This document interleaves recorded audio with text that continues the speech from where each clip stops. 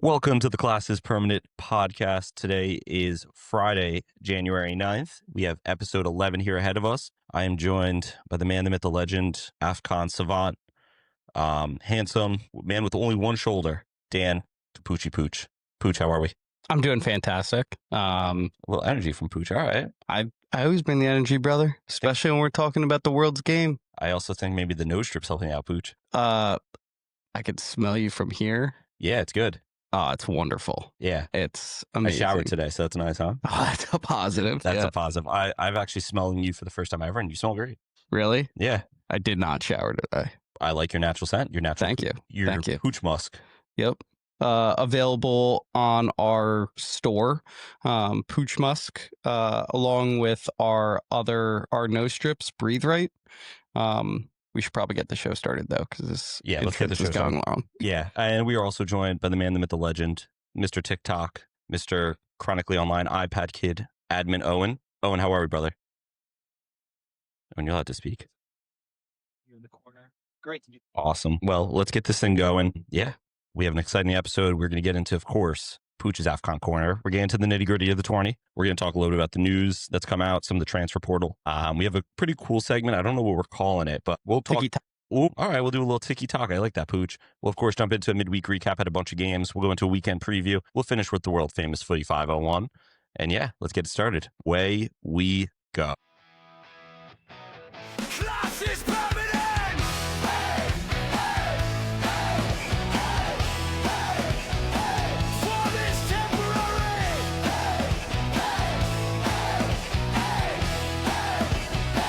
Form is temporary! Alrighty. So, Pooch, well, let's start with you here. Let's start a little AFCON. Tell me where we're at. I know some of the games, have they been played yet or no? We have the semifinals fully set, yeah?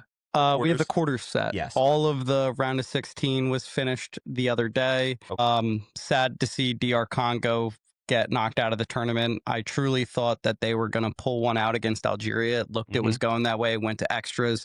Algeria pulled one through in the 119th minute. I feel for all of the people in the Democratic Republic of Congo. I honest to God thought it was their year. I think I had them in my preseason or in my pre-tournament predictions as going to the semis. So it hurts. I feel your pain, but we will get through this. We're going to make the World Cup, and we're going to go on a round of 16 run at the World Cup. I think they have the back line to do it. They have the striker to do it, and we'll see. But we now move on to the quarterfinals, which the quarterfinals, 2 games are taking place tomorrow. Mali versus Senegal. Okay. And then Cameroon versus Morocco. Ooh. That's tomorrow. And then, today, sorry. And then tomorrow is Algeria versus Nigeria and Egypt versus Côte d'Ivoire. You did that so much better than last episode. Yeah, thank you. I don't know what you said last episode, but it was not right. And I looked Ivory Coast? No. You said Côte d'Ivoire or something, and I just let you rock. It doesn't sound like me. I'm not going to bother you. It does not sound like me messing up a name. So let me go through a quick kind of preview for each game. Mali, Senegal, I'm actually kind of shocked. I think we talked about this before the podcast. But this year, this quarterfinals, chalk. Like it is like 7 out of the 8 teams are probably 7 of the best 8 out of the 8 in the tournament.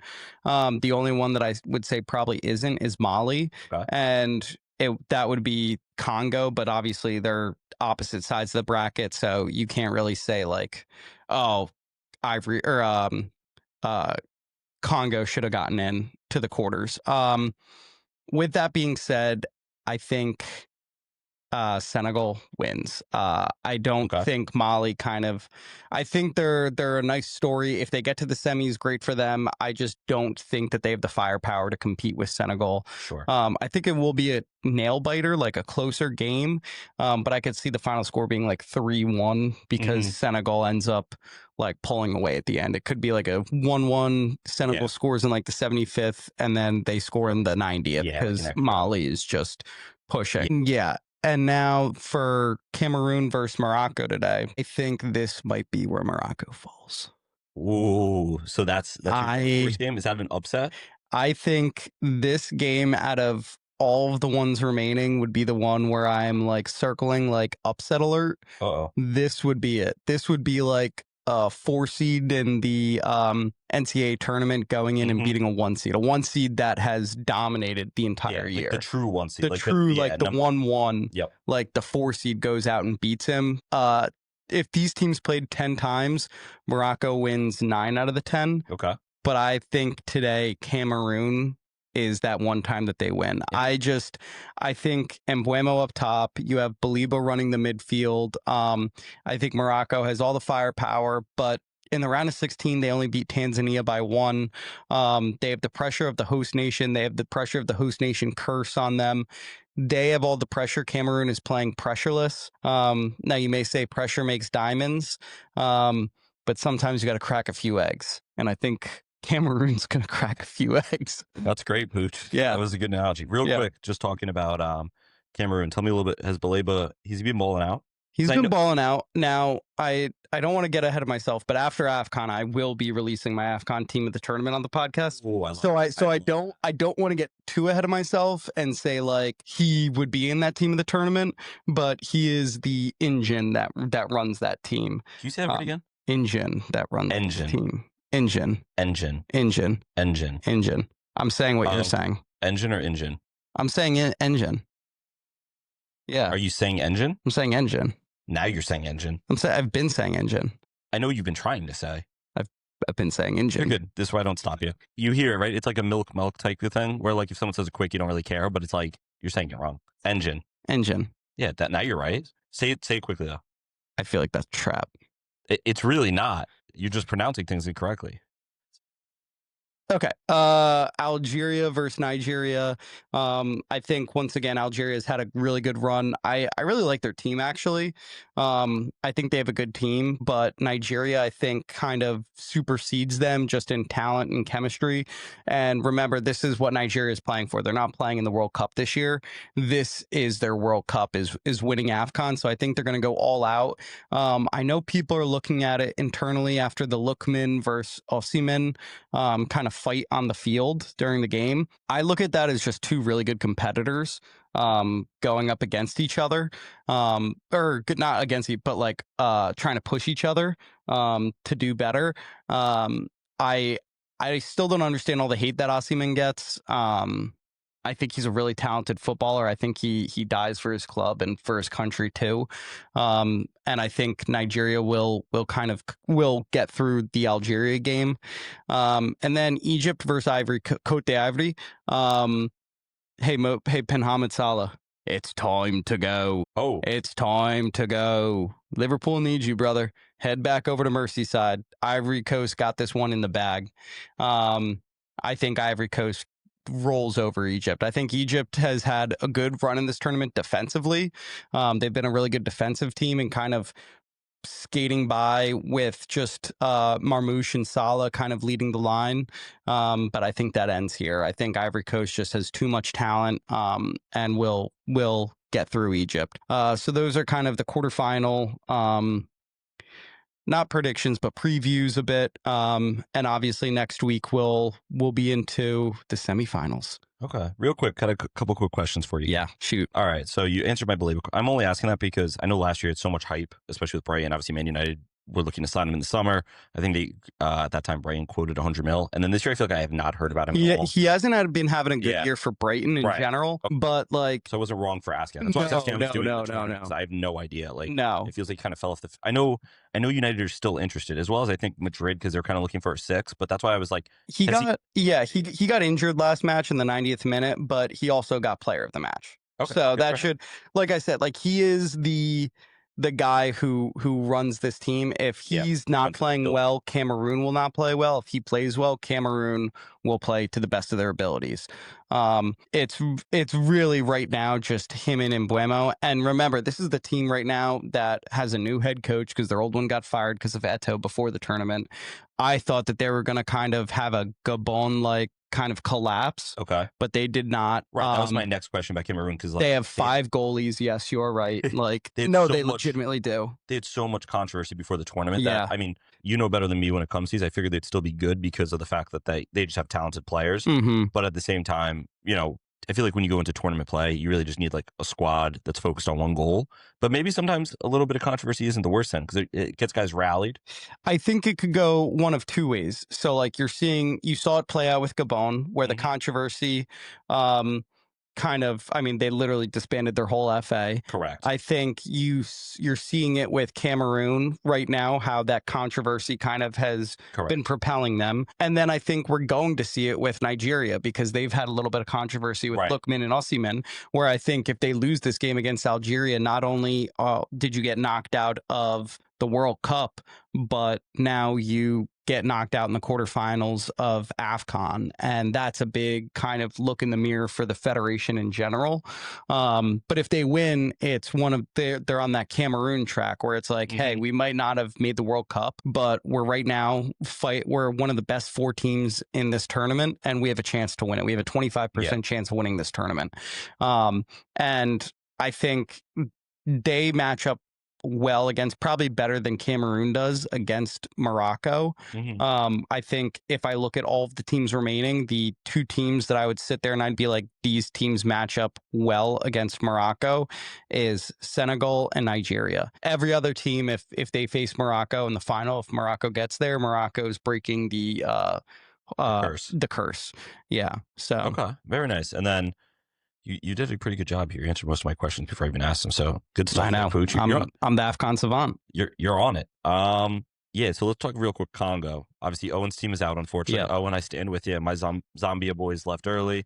I feel bad for it, but you guys got deep. So Congo's qualified for the World Cup or no? They have to go through the intercontinental. Understood. The playoff. That's why you mentioned some of the stuff I was asking. Yeah. That being said, Owen, are you rooting for Congo in the World Cup? No doubt. Okay, that's totally fair. Good. Quick question. And so say Greenwood played striker for Congo and it meant them winning the World Cup. Would you rock with them? Okay, fair. Hey, you handle that well. You're media trained. We're learning here, so good stuff. All right, we'll have to see what goes on here. I'm just gonna pick a winner out of this. Part of me wants to take Morocco, but I'm not going to go against Puc's analysis. Give me Nigeria. Give me Nigeria to win the whole thing. Good pick. You know what? I'm going to be honest. They're my team right now where I'm like, I kind of want to see them do well. I feel like they got a good group of guys. I also like, I don't like know. Algeria too. Yeah. Mainly because Zizou's son is the goalie. That is class. I think he actually played in Madrid. I think he came up through Madrid's academy, right? He did. I think Zizou had 2 kids that came up through there. But yeah. Where is he playing right now? Club-wise? French, I want to say. Okay, I mean, that makes sense. Let me just double check and make sure I'm not giving you false information. No, Granada. Oh, I did not even know that. All right, makes sense that he came through Madrid. He went to Racing Santander, Rio Vallecano, Ibar, and then Grenada. Oh, Ibar. Yeah. Good. Okay, no problem. I'm not going to kill you on that. That's a hard one. Yeah, the other thing I noticed too, just as we're like looking at this, and I was looking at some of the scores, we were looking for the weekend games, and there's not a ton because we have a lot of these like kind of super copas that we'll get into. Something I noticed is all these African leagues are still being played, and I was about to say like, how are they doing that? But then I just realized, I don't know if you guys saw the map that came out, or like it was a map of France. Crazy stat. I didn't fact check it, so I could be totally off. It did the rounds. There's more players in this tournament playing that were born and raised in this part of France. I think it's called like, I'm going to butcher it, Benolians or something, than there are in the entire, out of everyone who's been born and raised in actual Africa, which is so crazy because we always talk about like the French national team and people are like, how many of these players have like dual nationalities, end up just rocking with France, especially the ones that are going to make the team. And it's kind of funny that it also goes the opposite way. You have so many people who were born and raised in France that have like African ties that end up going back and playing for their actual, like their family's national team, that it kind of balances, it kind of balances. Yeah, I think we're getting into bigger geopolitical stuff. But with you saying that, the only counterpoint I want to offer in terms of it balances is I don't know if we'll ever see like an Mbappe play for like a guy of that level. So I don't know how balanced that is. They may get in France. That's a little different though. I know they may end up getting like more like quantity, but I don't know about the quality. Yeah, I mean, I understand that. Yeah, Mbappe was born and raised in Paris. So, like, I know what you're saying. But at the same time, like, he is born and raised in Paris. I mean... But isn't that where you just said that there are more guys that were born and raised? It's actually a different... region of No, but I'm saying in France in general. Like you're Right. saying guys are born and raised in France going back and playing for their Okay, you know what? I literally just typed in the French national team, and a couple of the guys that came to mind, I was like, first off, was like N'Golo Kante. He was actually Goat. born and raised in Paris. Karim Benzema was actually raised in France, which I thought Benzema, I think he has Algeria, Yeah. right? I thought those guys were born in other places representing. So it's okay. That's a little different. It is crazy though. I was talking about this with some of the lads the other day, and as we were talking about it, like how much talent comes out of like Paris proper, you know, like not just like the outskirts, like truly, like you look at these guys. I was just in Paris. It says, I don't know how to say this properly, but it's like 10th arrondissement, which are kind of like boroughs and neighborhoods. Yeah. How much actual talent comes out of the city of Paris itself? You know, listen, you hear about like Barcelona, La Masia. A lot of these guys like aren't actually like born and raised in the city of Barcelona. They're born in, you know, outskirts and nearby towns. So Argentina. well, yeah, that too. Or like, for instance, Barca calls like Ronald Araujo a La Masia guy. He was born and raised in Uruguay. He came to La Masia, I think, at 16, which like, I guess like, yes, he graduated from our academy because he was playing in La Masia, but it's funny because it's like, he wasn't like a Messi who came at 12 years old or like. Yeah, I think that's a bigger indication on, or indictment, sorry. I'm trying to think of big words. It's a bigger indictment on fans claiming certain guys for their academies in general, because like there's, if I use an example of like what's his face, Cesc Fabregas, Sure, or Hector Bellerin, sure, they're considered Arsenal, like Arsenal fans consider them Arsenal academy guys, but they both played for Barcelona's academy and then moved to Arsenal's academy, and they got their start at Arsenal. So like they came up through the Arsenal academy. Yeah, I mean, Fabregas, Bellerin, I could kind of see just because he never really even got a shot at Barca, and I guess like Fabregas didn't too until he came back. But like Fabregas, I'd say like La Masia, he left at 16. I don't know. I see what you're saying. Yeah, I hear what you're saying. It's like the Araujo thing where like you guys claim he's La Masia, but like he actually cut his teeth in the academy in Uruguay and then got brought his Uruguayan club would be like, no, he came through our academy. Yeah, which, I mean, and I think you also you could come through multiple academies, by the way. Like, 1,000%. You know, we're not academy shaming. No, and I mean Gavi. There's like famous pictures. Real Madrid fans love to bring this up. There's like pictures of Gavi as literally a child, like a 5-year-old playing in Betis's academy. And people are like, well, do you think these people are born in La Masia? Like their mom goes to the hospital in La Masia and just like gives birth to them there? It's like, no, like if you're, you know, I don't know, whatever. I hate Madrid. Anyway, yeah, Pucc, I'm not reading that. What did I do? I'm not reading the update. I didn't put that. Oh, and you did that to me? Owen's just wondering. Owen is wondering, last episode, for those that didn't listen, Pucc got me to say something, thinking it was a player. It was very good. It was incredible. It was Ethan, I'm not gonna lie. I was at work. What's today? Wednesday. I was at work yesterday. It was like 2 PM, and I just closed my eyes at my desk and I was like laughing to myself. I must have looked crazy because I was laughing at thinking back of you saying that. Like, just say it. You could say it. I'm not saying it again. I'm not saying it. Listen to last episode. Yeah, listen to last episode. If you don't know, it was nothing crazy. He just got me fair. And hey, hand up. If you're watching the YouTube, hand up. You see my hand is up. My right hand too. It's on me. Pucc has also got me on that twice. For me and Pucc and some of our boys are in the Twitter group chat naturally, and we all share stupid soccer videos, just stupid stuff we see on Twitter. I was in the office, and I was known as like the office DJ. I always was playing the tunes, whatever. Remember, it's like towards the end of a day, and I open my phone, and now I'm like very, very cognizant, or was at least, when I'd be on the speaker, like disconnect and want to watch like a Twitter video or something. I also hate that when you're listening to music and someone like opens a Snapchat video. That drives me insane. No, same. So I'm like cognizant. I guess this time I just missed it, or maybe I didn't realize I was still connected. And it was a prime Pucc, like, oh my God, have you guys seen this? You click the video and you think it's going to be like, I don't know, soccer highlight. And it's obviously the noise of the woman moaning. I played it over my office speaker. Luckily, my team, like, we're all pretty close. It was a joke. Everyone liked it. What would have been horrible is if I went to the bathroom and my phone was connected. I luckily was sitting like in the middle of the office. I was able to turn my phone and be like, look, they got me, whatever. It was good.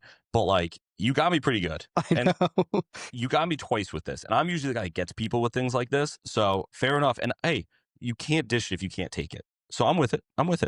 That being said, the fact that Owen's trying to double dip on this now is messed up. You know, Yeah, that's like I wasn't gonna do it today because that's greedy. Like It's very greedy. you're aware. Like your senses are heightened. 100%. You're the whole time. I guarantee. Like when we were writing all of this in the sheet, you were looking through and being like, okay, is so and so an actual person? Let me look him up. Correct. Like is so and so Yeah, like this actual guy that we're about to talk about who's got confirmed to City. I'm not saying his name. to City. Semenyo. Yeah, okay. You got me, Pooch. You got me, Pooch. All right. We'll get to transfer portal in a second. Not too much news, honestly, this week. Obviously, AFCON had some news, but other than that, like, there's always like little news stories that come out, and we'll talk about them. We'll do our midweek recap. I left like some of like the news from games into that, but like big news. I mean, we were talking last week, and I may have said it on the pod. If I didn't, I think maybe I said it jokingly. Ole to United as caretaking manager. That I think is actually, if you're United, like that's John Harbaugh getting fired by the Ravens and going to the Giants. Like, I also perfect fit. I heard today that Ornstein said that it's basically down between him and Michael Carrick. I'm with both of those options. Yeah. I've said that for years about United. Whenever I've talked about them just with friends, like Michael Carrick, I think is the type of guy you need to manage a team like United. I'm not saying long term win you Champions Leagues, but like has been in the big locker rooms, has been in the big games, has the old culture. And like, I guess with United, like they've never tried Rooney. Rooney would not work, right? Rooney's not a good manager. There's even a video of, because he was at Birmingham, right? You know, the Brady video where Brady's like, I what does he say? He's like, I'm worried about our head coach's like work ethic. Rooney's not probably the best guy, right? But like, I don't know, like with United, and the Nevilles have both failed as managers. Beckham's not a manager, right? Can I give you my thoughts on either Ole or Carrick? Yeah. Going? Okay. Ready? Sure. Shit. That's going to sound awesome for those who are driving in their car and think they just blew out a wheel. Yeah. I'm like personally, like. But as caretaker manager, you think it's shit? It's not like a caretaker, like, versus Darren Fletcher? I think all three are stupid. I think they let they let emotions get the best of them. Amarin had him in 6th. Granted, like it was like win, lose, but like he had them in a position where they could potentially even get champion. Like right. If they spot number 5 gets Champions League, right? Like they were in a position where it's like, okay, like granted, it doesn't look great, but like all of the players that we have right now fit 3 in the back, 2 wing backs. I agree. Like that's also just poor. Like. That's also the issue when you have a manager in general like Amarim, and it was the same thing with Tottenham, and even like but like it's not going to get fixed in January. Like they're not going to be able to get out like 8 guys and then bring in 8 guys where it's like, all right, we now can play a 4-3-3. So whatever manager comes in has to work with a group of guys who are like molded to work in a 5-back or a 3-back, and try and get them to work in a 4. Like for example, like. You have, I think we talked about it, like Cunha. Where does Cunha play? He can't play off the right or the left. He's a cam. Yeah. So what? You're going to bench Bruno for him? No. Your captain? So now Cunha's sitting on the bench. But then you're like, well, what if we put him at striker? But you just paid 80 mil for Sesko, who scored twice this last I forgot he's even midweek. there, dude. I forgot he's there. But he scored twice this in midweek. I know. So you it's know like, like they just don't have the players to sit there and be like, hey, like a 4-3-3 works for us. I think it was just a stupid move. They should have at least been like, it feels like they got super mad that he basically said that they were shit at their job. I mean, he said he was shit at his job too, but like they like he rage baited them. I know. He rage baited them to give him 20 mil to leave. Like it's honestly might be the most monetarily, like might be the best rage bait of all time. Okay.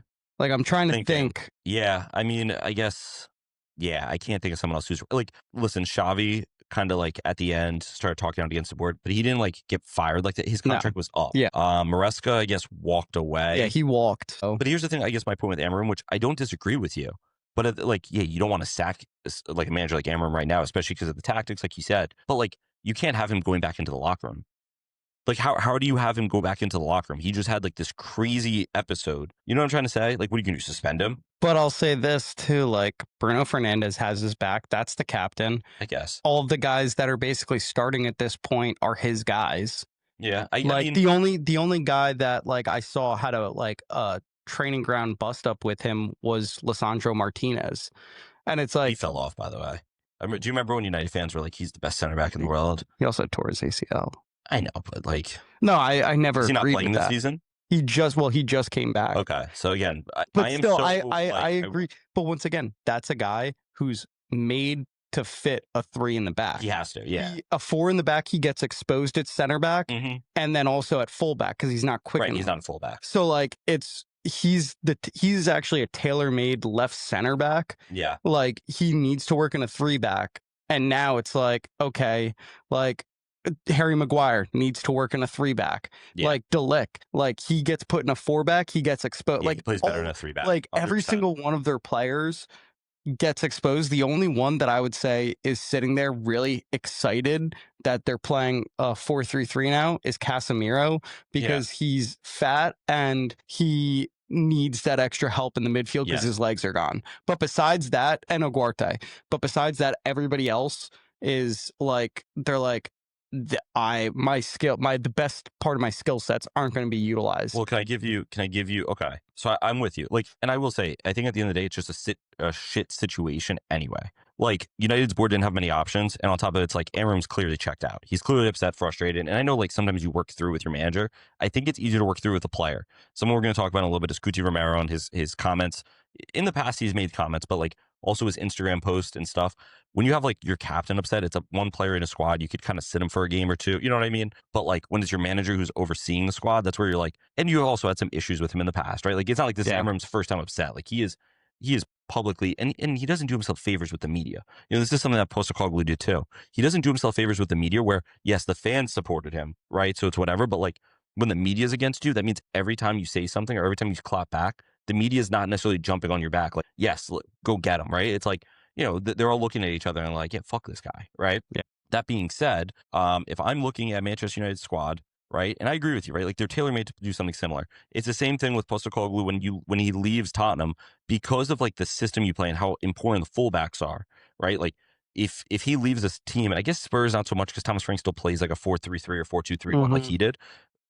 Better Postecoglou at Nottingham, he comes in, right, and then he has a very distinct style.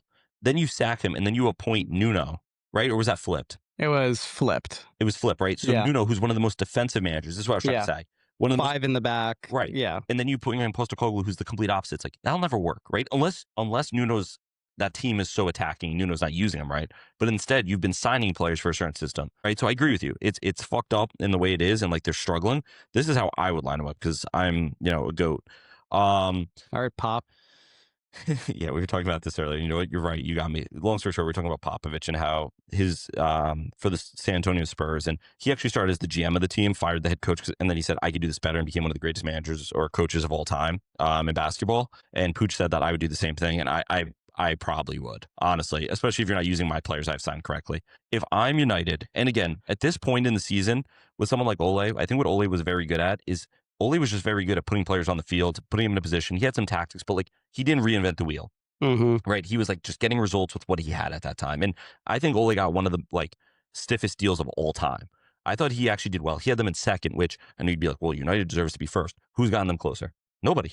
I guess Jose, but Jose was before Ole, no? No. Since nobody. Since nobody, right? So it's like there needs to be some credit there.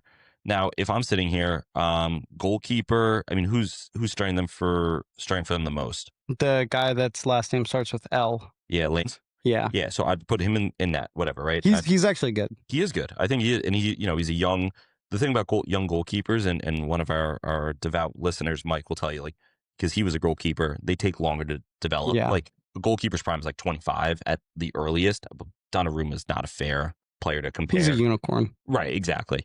If you're going to play 4 in the back, is Lenny Euro? I'm going to go if everyone's fit. How's that sound? If everyone's fit, fine. I'm going Lenny Euro. Next to him, I'm looking at their defenders right now. Next to him, I'd probably go Delict. I know you were saying he gets exposed No. 3, but like he's the best out of the bunch. Right. At right back, I do like Mazraoui a lot. I'd go Mazraoui at right back. Agreed. At left back, I'm going Dorgu. I think Dorgu's great. Agreed. Now, the thing about Dorgu is I don't know how he is defensively because he's always played as like a left wing back, right? Or like as a true, like, you could play him at left back, but his focus is going forward. That's his talent. All right. If we're playing a 4-3-3, here's where actually in the 6, I would actually be playing right now. I'd be putting Lisandro Martinez. he has played as a 6 for Ajax. He played a little bit more center back, of course, but he played as a 6 there. Do I know? He just got back from injury. I would agree with you. The only issue that I have would be that ACL. Like he is Right. It is a lot. like, Well, then maybe you play a double pivot, right? You play him, and then you play. I'm a big Kobe Manu fan. I love Kobe Manu. I play him next to him. I think Kobe Manu should be starting for this team. Yeah. Well, I think he will. I think, yeah. Send him to prison. If it was me, I'd put Casemiro and Manu next to each other because So while Casemiro doesn't have the legs anymore, if you put him next to somebody that has legs like Kobe Manu, you're golden. Or I even would also, because Lissandro's going to run on. That's why they call him the Butcher. yeah, I would also throw in there a possibility of Mason Mount. As the more 8. like an 8. Yeah, I hear you.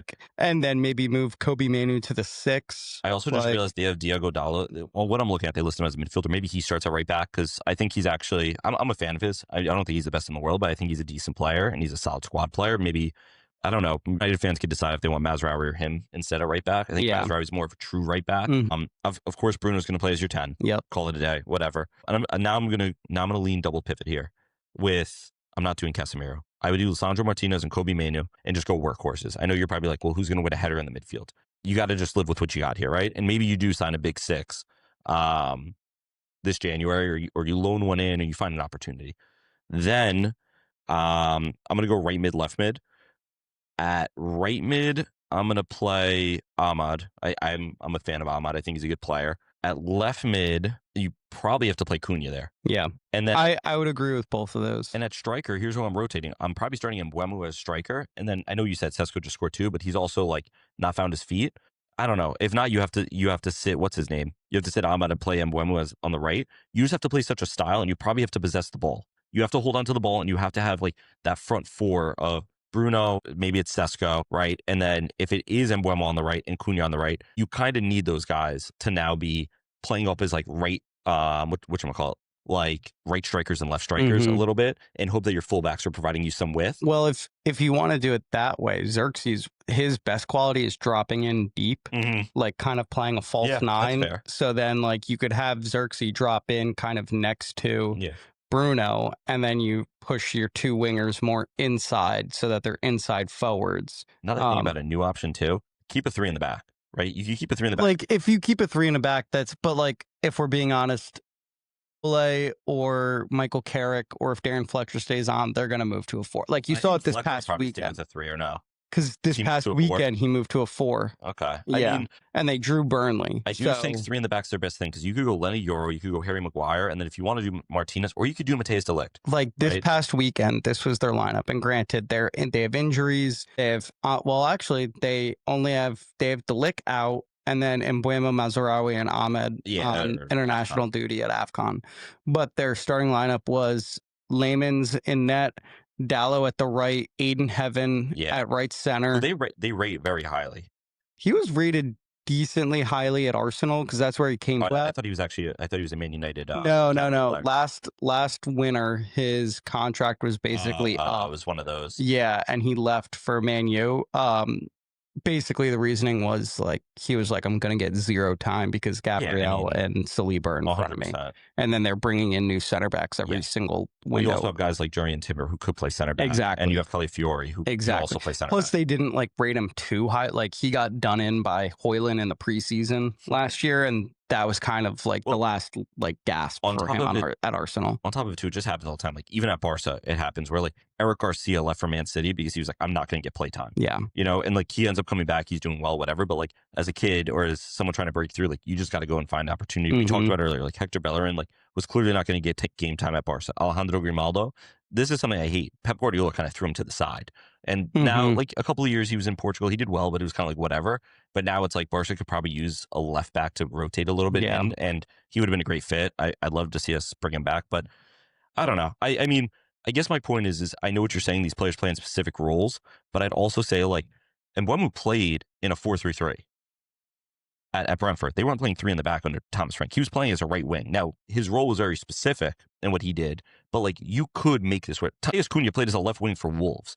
And again, specific roles, right? Where maybe, if he is playing as left wing, he's kind of playing in as a 10, and maybe you have 2 10s between him and Bruno, where they're kind of like, Cunha comes in a little bit, and then pick who you want a striker, can kind of rotate and hold a little bit of that left striker space. And if Mbeumo's playing as the right wing, he can move up. And now you almost have like a 4-2-2.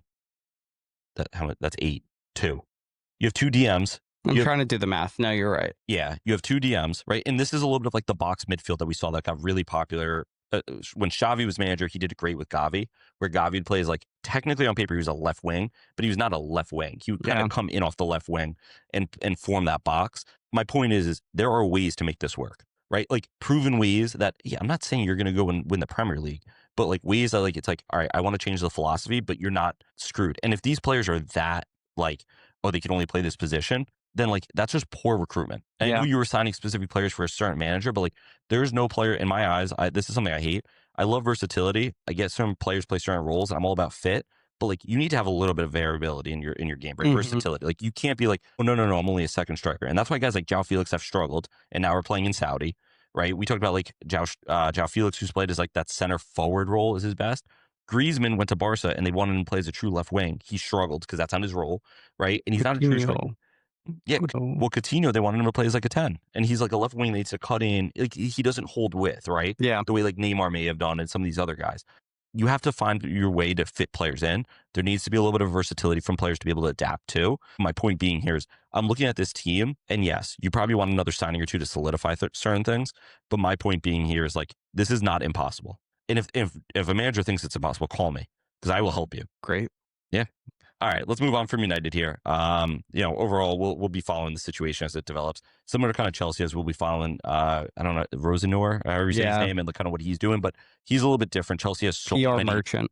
He is a PR merchant. Chelsea has so many players that he could just make it work. You know what I mean? Like, you have so much variability. Let's jump into the transfer portal here. Wait. Oh, hold on. We're holding on for Pucc. Hold on. If you're at home, just hold on. Don't move. Don't change your channel. Hold on. It's okay, Pucc. Hold on. Siri, do an AI voiceover saying this is the transfer portal. All this. This is the transfer portal. Pucc, that wasn't horrible. That was not horrible. I kind of did like that. Do you want me to do it again? Yeah, try it again. Welcome to the transfer portal. No, this is. Yeah, why did you? I was trying a different variation. No, back to the original. Okay. This is the transfer portal. That's perfect. Good. All right, let's jump in here. So we've obviously been following Mark Gahey, and obviously last episode we talked about how it looked like City were going to probably sign him. Yep. And now it's looking like he has some links to Arsenal. I think David Ornstein tweeted this today. He's obviously, when it comes to at least Premier League players, I think he's the most in-demand player. And it's because of his ability, right? Like I think it's ability plus availability because teams are looking at a player that's probably worth 80, 90 mil on like a transfer market, and they're seeing him, all we have to do is pay his wages. Perfect. Yeah, and his wages can't be crazy at Palace, right? I'm sure he has decent wages because they probably upped them since, and they don't have many players that you need to like. Still though, it's like, would I rather spend 50 mil plus wages or 40 mil plus wages or just wages? And just talking from a squad building perspective, right? Like obviously the Premier League and especially European tournaments, like domestically grown players, things like that, and him being English is massive. Yeah, I think this is a situation of Arsenal being greedy. A little bit. They're definitely being greedy. I don't know how viable this is as like an option. It would make sense that they're going after him in the summer because he's already done with the World Cup. And if he does well there, he solidifies himself. Even if he doesn't start week in and week out for Arsenal, like he would, if he has a good tournament, he's the best English center back. Yeah. And like there's nobody touching him. So it's like right now he's the best English center back. Oh, 1,000%. Right. Like I know what you're saying, like it would solidify, but it's like he has every club in Europe trying to sign, every big club. Like you saw links to Bayern, Barca's fallen out of it because they just don't want to deal with the wages, and they I think if I'm being honest and truthful, I think it goes like this for his top three. I think it would be City, Arsenal, Liverpool. Well, and the reason Liverpool's probably out. Yeah, and like the reason I say it like that is I think City won because City apparently want to sign him now, which makes Of course, obviously of course. so much sense. And like it would be City basically, I think, from what I understand of like his whole situation and the teams, is City's sitting there and they're saying to themselves, like, we know we're probably not his number one choice. And a bunch of these other teams are willing to wait and not spend the money now. So let's jump the queue, spend the money now, and like bring him in. Because they know if it's a free for all, they're not going to be in that race in terms of him wanting to go there. Arsenal, I think, are, if he gets to the summer and he's still available, I think they'd be the 1-1 because A, they have Eze, who they got from Palace, who they're really good friends. And then B, he plays on England with Rice, Eze, Saka, Madueke, Lewis Skelly. After their Carabao Cup quarterfinal match, the camera panned to him and it was literally all 5 of those guys talking with him after the game. Yeah. Arteta only hugged him. Like legitimately only hugged Gahey. He walked by the rest of his own players. So like I wouldn't be shocked if like he's looking at it and he's like, hey, granted I'm not going to get a ton of time here, but like it wouldn't shock me if like the plan would be like Miles Lewis Skelly, hey, let's move him to the 6, like his natural position, and then bring in Hincapie, have him back up Calafiori, and now Gahey and Gabriel share time at left center back, Saliba and Mascara at right center back, and then spend the money on a young right back and phase Ben White out. Like that would be, and also we know Arteta like has a fetish for defenders. Yeah, he wants to sign Like every defender. every single window, it's like we need a defender, which is great. Like now you're looking at it like 3 years ago and you're like, well, we haven't spent any money on an attacker in like 5 years. Yeah. We need some goals, and he's like putting money in for Pablo Mari. You're like, okay, Yeah, why? But yeah, so like, and I think Liverpool's there because if City and if Konate leaves and there's an open spot at Liverpool next to Van Dijk, Yeah, I easy. would not be shocked if he's like, okay, Arsenal doesn't really like, isn't very keen on me. City is good, but they still would have like, Right, at that point you're now competing with. Yeah, well, I mean, maybe John Stones starts to get faded But out. like, Or maybe he plays as a yeah, six but or they I don't still have Diaz, Gavardiol, Yeah. Kusanov, who's a young center back. Yep. Like they still have a lot of young talented center backs where you're like, man, I'm not stepping directly into a role. Plus Pep is kind of, you don't know the situation on Pep, like if he's staying, if he's leaving. So I could see in that case him going to Liverpool, but I feel good. Like I would love it if he came. It gives me, It'd be a and top signing. wait, take off your headphones really quick. You too, Owen. You don't want to hear this. It gives me Sol Campbell vibes. Oh my god, it's not so Campbell vibes, Pucc. I'm not even going to address that. You That didn't hear me. You took your headphones off. okay. Yeah, I agree with most of what you said there. I would say for Gahey, the best spot for him right now, like today, you just go to City. You're going to play a ton. You're Yeah. going to play at the top level. And I also think like if you go, I know what we're saying about City having young center backs, but we talked about Gavardiol, who's been playing left back, right? Which I'm sure. I'll also say this real quick. It also, we don't know what his situation is like off the pitch. Is he dead set on staying in London? If that's the case, though, like, why would he have accepted a move to Liverpool? Well, no. I'm just offering it up as like a Yeah, that like also plays a role. because he also was super interested in Chelsea. I think this past summer it was like, I will take any big time move. I have a feeling Right. Eze is going to leave. Like I'll take any big time move. Right. I think if he gets the ability to and I guess last summer he kind of did too, but like he's still handcuffed to what the club, how much the club wants for him. If he just is in a free for all, like is he sitting there and he's like, I've lived in London for the past decade. I want to continue living in London, because he was a Chelsea academy guy too. Yeah, I So always like, forget that. does he want to? I always do too.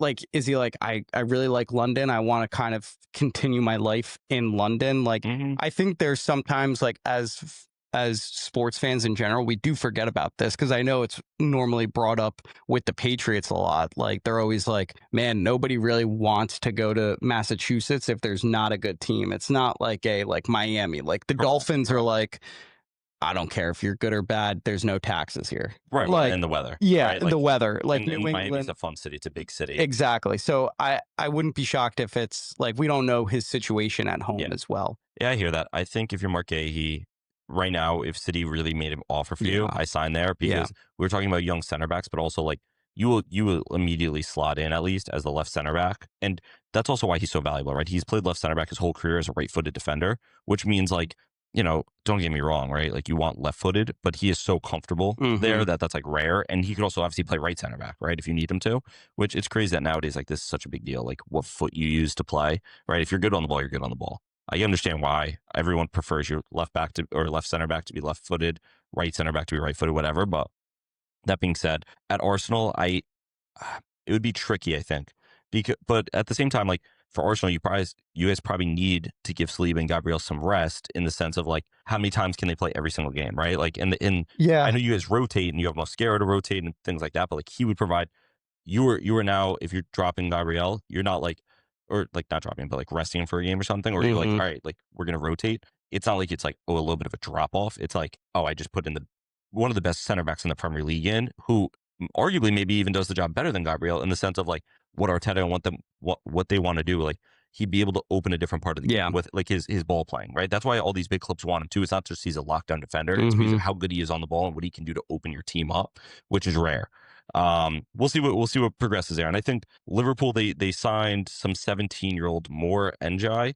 I think he's Senegalese, played for U17. I forget what club, but that was a little bit of a like almost surrender move, because if they really wanted him, they would just sign him right now. Or like if it was like, we think we have a real shot at him still. And I don't know, what it comes to Liverpool's finances, but it'll be interesting. Let's move on from Marque here. We'll probably talk about him this entire window, and then I'm sure in the summer he'll be the biggest name.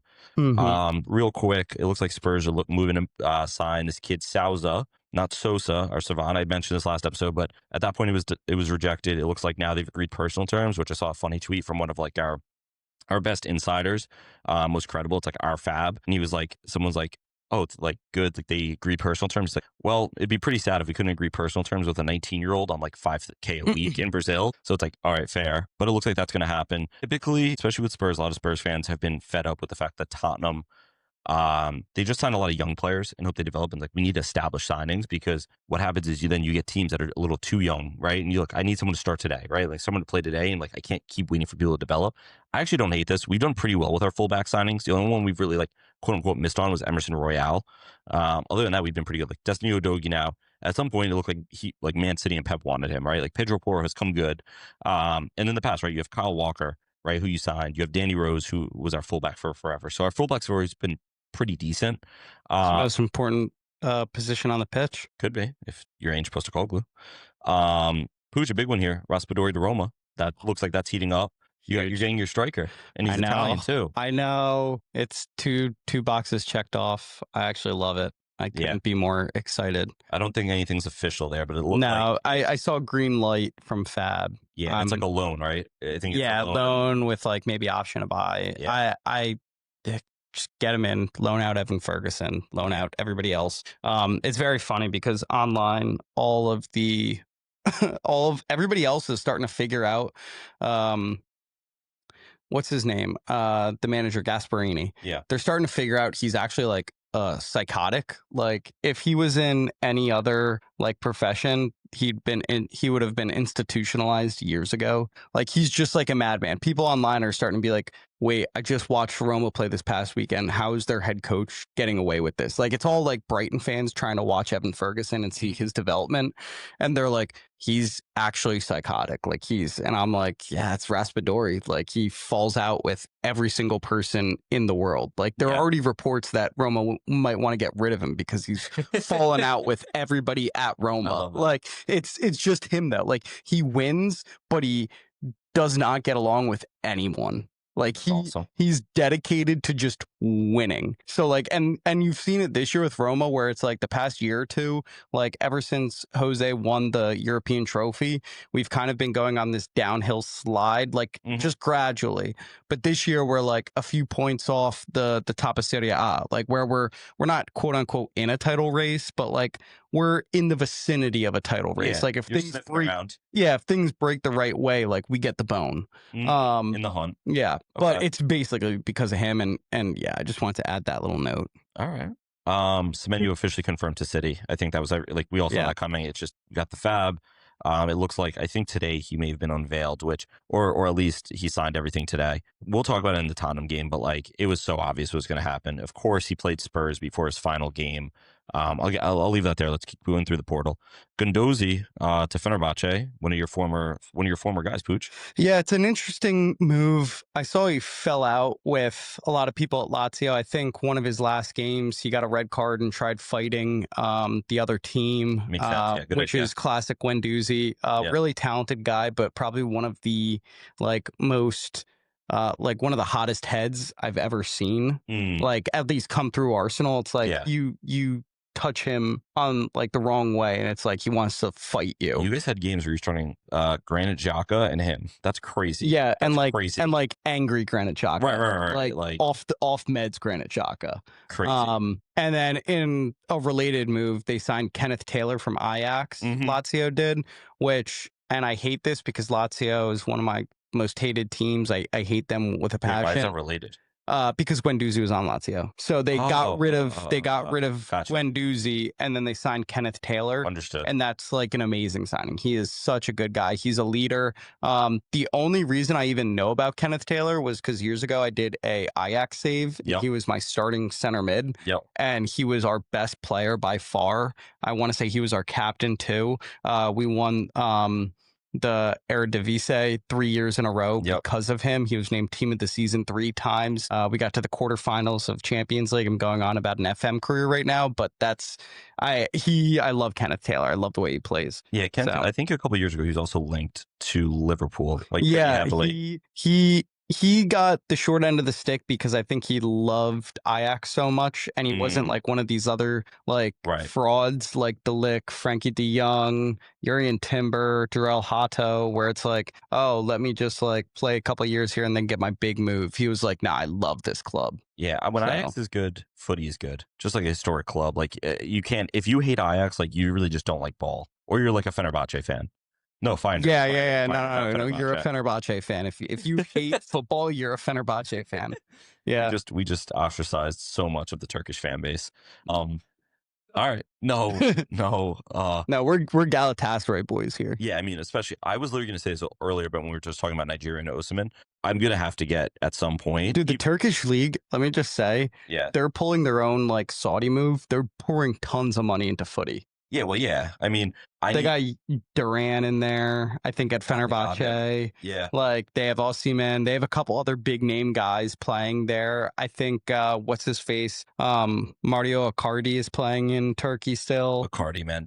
What's funny is when we were talking about Raspadori. Shout out his ex-wife. Their whole situation. I don't even know if they're ex-wife anymore. No, they are. It's officially over. Yeah. There was a really good account called Sam's Army for a while, and I think it was like a Barstool account that ended up just, the guy who ran it just, Barstool cut him, and he just continued his account, and he always used to do Keeping Up with the Kardashians, because it was like, are they, and like there was like a meter, and like one part of the meter is like they are so done, and the other side of the meter is like they're probably fucking right now. And he would just always post as the news came out. Icardi is somebody who is just an enigma of himself, right? He's very similar to Raspadori in the way you say he just falls out with it. He's the Argentinian Balotelli. Okay. I mean, yes, in the sense like just headlines and controversy. Yeah. Obviously a little different. Like Balotelli wasn't so much about like him and his wife. And Balotelli is Italian.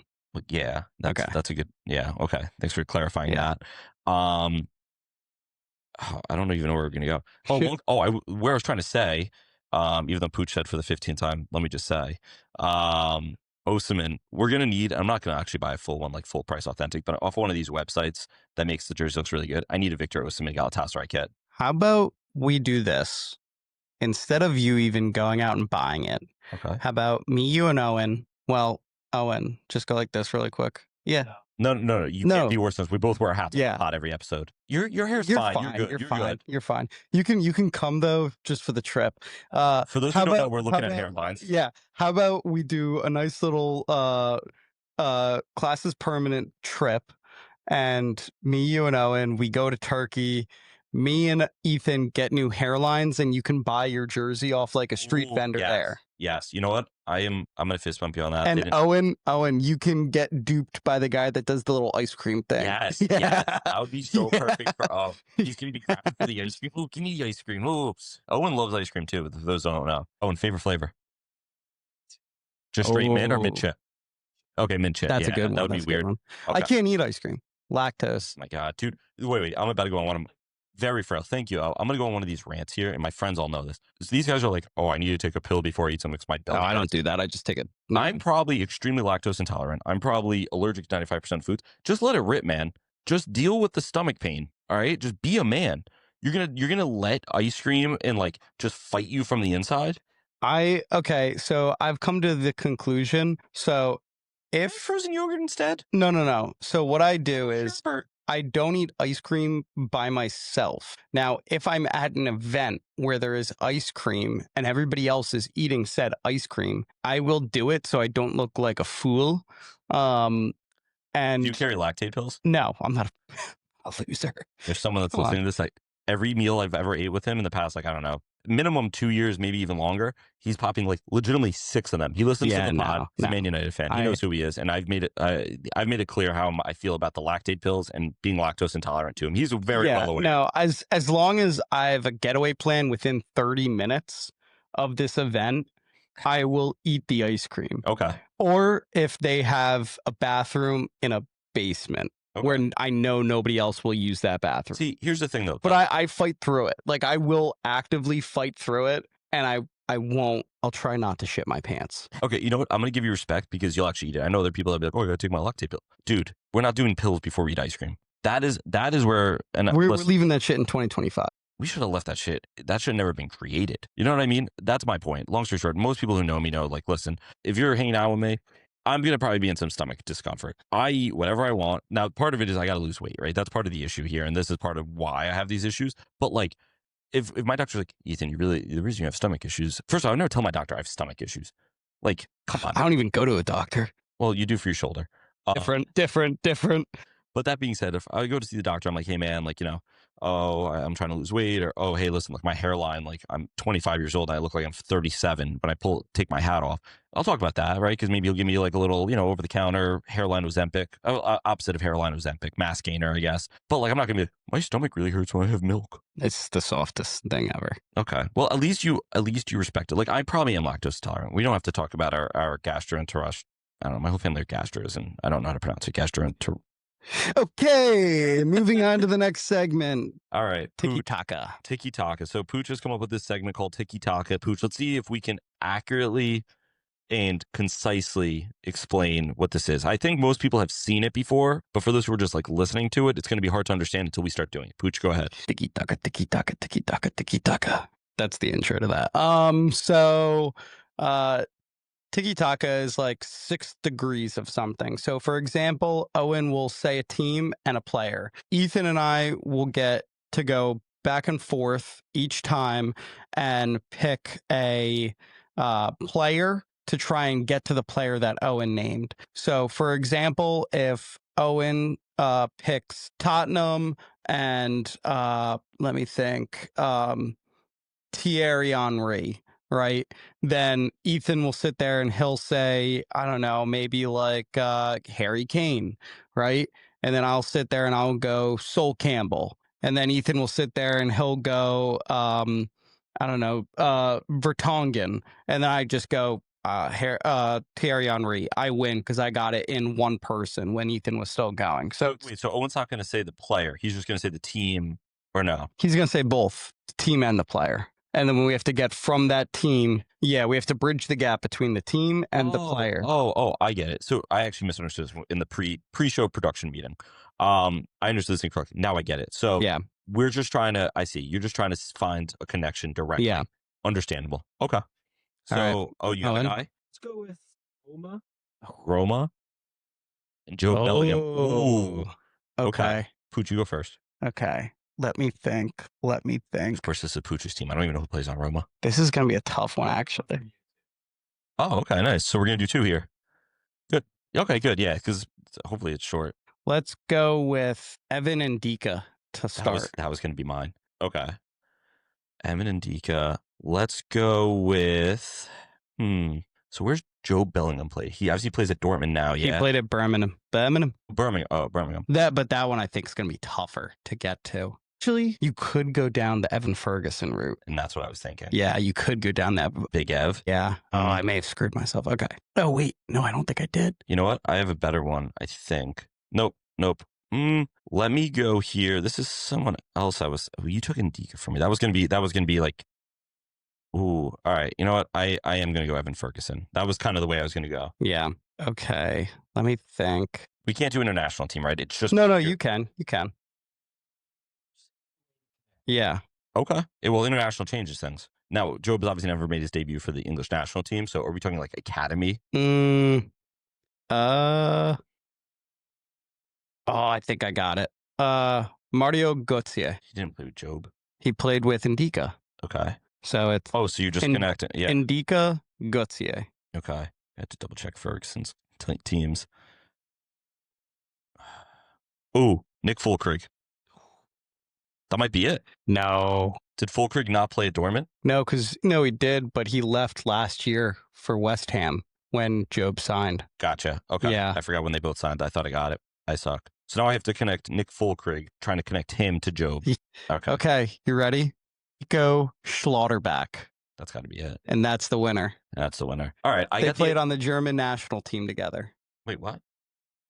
Gautier and Schlotterbeck. Yes. German national team, and then Schlotterbeck and Job. Yeah. I see what you're saying now. Okay, next one. That wasn't fair. I don't know Roma players. And also, I shouldn't have given you first. My first person I thought of was Ndika. We spoke about him last episode. And I knew he played at a Bundesliga club. Yeah. Okay. What do we got next year? So with Barcelona. Lois Openda. Lois. Oh, okay. What the hell is Openda now? Dude. He's at Leipzig still, I think. Is he? Yeah. Nope. Is he at Juventus? I'm seeing, he's on Juventus. He's currently on Juventus, but he played at Leipzig. Okay. But he also played at Club Brugge in 2018. Oh, I know a Club Brugge player, but that played for Barca. But they weren't there at the same time at all. All right. Leipzig or Juventus. So it's Juventus this season, right? Like he just signed. Okay. Who've played with Barca? Damn, I'm feeling really dumb. This game makes me feel so much dumber than the mystery 11. Like so dumb. Makes you have to think about like guys' careers and. Wait, I may have it right off the rip. Ilyas Moriba. He plays for Celta Vigo now, but he was playing at Leipzig. No, but he has to start at Barca. He started at Barca. His career. He's he has to be at Barca currently. Barca now. Yeah. Oh, what player on the Barca national team? Oh, not national. Or you could go like historically, like you could sit there and be like Samuel Eto'o and go the long route. Wait, why can't I go Samuel Eto'o, but I can't go Moriba? Because Eto'o's retired. You're confusing me. Okay, I'm going to go just through Barca. I'm sorry. Oh, and I'm making up the rules. Yeah, I know you are. You literally are. You're a bad person. You're still mad at you're a me. bad person. You're still mad at me for the eating. Danny Olmo. Ooh, that's a good That one. might be it right there. That might be it. Off the rip. Yeah, it is. I'm so goated. Can I try it at least? Yeah, try it. I'm gonna go Jules Koundé. No, he played at Sevilla, bozo. Okay. Right, is that the only place he's played? No, he played at Bordeaux. Okay, well, right. He came up at Bordeaux. But like I'm not Sevilla. And then I'm gonna go I think he played there. Thuram. What? I was gonna go French national team. I keep forgetting you could do national teams. So I don't think Thuram played at. No, I played at Nice. All right, I give up. That's it? Yeah. I mean, we could waste another 10 minutes of me trying to go through this. We'll do one more. Yeah, let's do one more. Yeah. This segment might be a 1 week segment. You're just mad. It's a thinking man's game. I got it on the first one. I know, it's a thinking man's game. We're not thinking people at all. I figured let's round it out with all three of our clubs. Okay, all three of our clubs. To Tim Weah. Tottenham to Tim Weah. Who'd you go first? I went first last time. You could go first this time. Tottenham to Timothy Weah. Let's go Vicario. Where's Tim Weah right now? Is he at Juventus? I think so. He's been jettisoned. He's at Marseille right now. He just joined Marseille. Your boy, Mason Greenwood. I just can't believe how pro Mason Greenwood you are. You should go with a French player. Do you guys have any French players? Honestly, I don't know if we do. I don't think so, right? Okay. I have to get to Tim Weah. I'm looking through here. We do have a couple of Italian players. So, like, that's not the worst. Or not Italian, but, like, Italian national team. Let me go Decky Kulusevski, I think. Oh, but they haven't played together. No, he just played Juventus. Oh my God, I'm so bad at this. I'm going to go Deki Kulusevski. That's open. It's Tim Weah. Wait, I feel like I would win with that. No, because they didn't play together. Keep doing this. Oh, but Pucc, take off your headset. If I just say Juventus player, I win. That they both played with. Okay, easy. Good luck, Pucc. So I'm not smart. I'm actually so smart. Can I put my headphone back on? Yeah, you're good. You're good. Okay. Here, I'm motioning the headphone back on. Okay. Me and Pucc are sitting literally not even 2 feet away from each other. That's what makes it so funny. I don't know. Give me a doggy. We're never doing this segment again, by the way. We will. Why? You don't like it? This is. I was trying to mix it up. You're the best, Pucc. I was trying to, for the viewers, I was trying to give a something different, like feel to the little thinking about players. Okay, let me just end this right now. Save the viewers. Danielle Rugani. Yeah, I win. Oh, good job, E. I might cut all this. This was awesome. Thank you. Hey, you know what? At least somebody was thinking of a new segment. I was about to say I can't hate you on that. All right, listen. If you were, they don't all hit. They don't all hit. They don't all hit. If you really hated this segment, just know we're coming up with new stuff. Yeah, and drop an L Pooch. L Pooch in the chat. In the YouTube, TikTok. on the Patreon, TikTok. Yep. Yeah, drop an L Pooch. If you have his number, just text him. Yeah, just text me and be like, L, that was an L segment. How did you game twice? I didn't even know the rules. We're doing rock, paper, scissors next week. Ooh, wait, yeah, Ethan, we're just going to play rock, paper, scissors. Ethan, take off your headset. Yeah, headset's off. Owen, I was letting him win. I'm going to be honest, if he actually said something, I couldn't hear him. Because he whispered. That was smart. I didn't whisper. That was smart. He whispered quiet enough that it did go through them. If you heard it at home, you heard it. I didn't even hear him. Okay. Let's jump into the midweek recap here. We had a bunch of games from a bunch of leagues. We'll start with the Prem. First one we have here is Brighton Thai City. Pucc, you had here. Is the City dip coming with both Gavardiol and Maya Jama's boyfriend hurt? Who is Maya Jama's boyfriend? Ruben Dias. Pucc, I love you, man. I just told you I hate you, but I love you. You keep me on my toes. You know that? Who is Maya Jama? Oh, you don't know Maya Jama? Oh, you're fucking You with don't me. know Maya Jama? Oh, okay. It's an actual person. It's an actual person. I thought he just got me again. I was Love Island UK host or whatever. Sure. No, she is. No, I'm agreeing with you. Okay. Yeah, no, basically my thought on this is I've been saying it for weeks and weeks and weeks and weeks. I don't think that they have the defensive depth for a title run. I think they have obviously the attacking depth, but not the defensive. And I think literally their two most important defenders get hurt, and they draw a Brighton team that's not a Brighton team that we're used to, where you're like, oh, they're the plucky underdogs, they're gonna get a few points. It's like a not good also Brighton team we talked about without Baleba, right, who's like one of the, again, not this season not being great, but a solid player, right? A player that they value at 100 mil. And I know you have another question for this, but let me just talk actual ball real quick. Yeah, I think in this case, right, this is why you need Mark Gahey, because he comes in and solidifies your backline immediately. You continue playing. It's not like it's like, he's just a good defender. He's able to move the ball. He's able to do what you want to do. Mm-hmm. It does look like they just recalled, I guess they had a youngster out on loan at Watford, so who knows, maybe he hit. Funny enough, though, we talked about this last episode. I noticed as I was just kind of going through some of the transfer stuff, doing some of my research.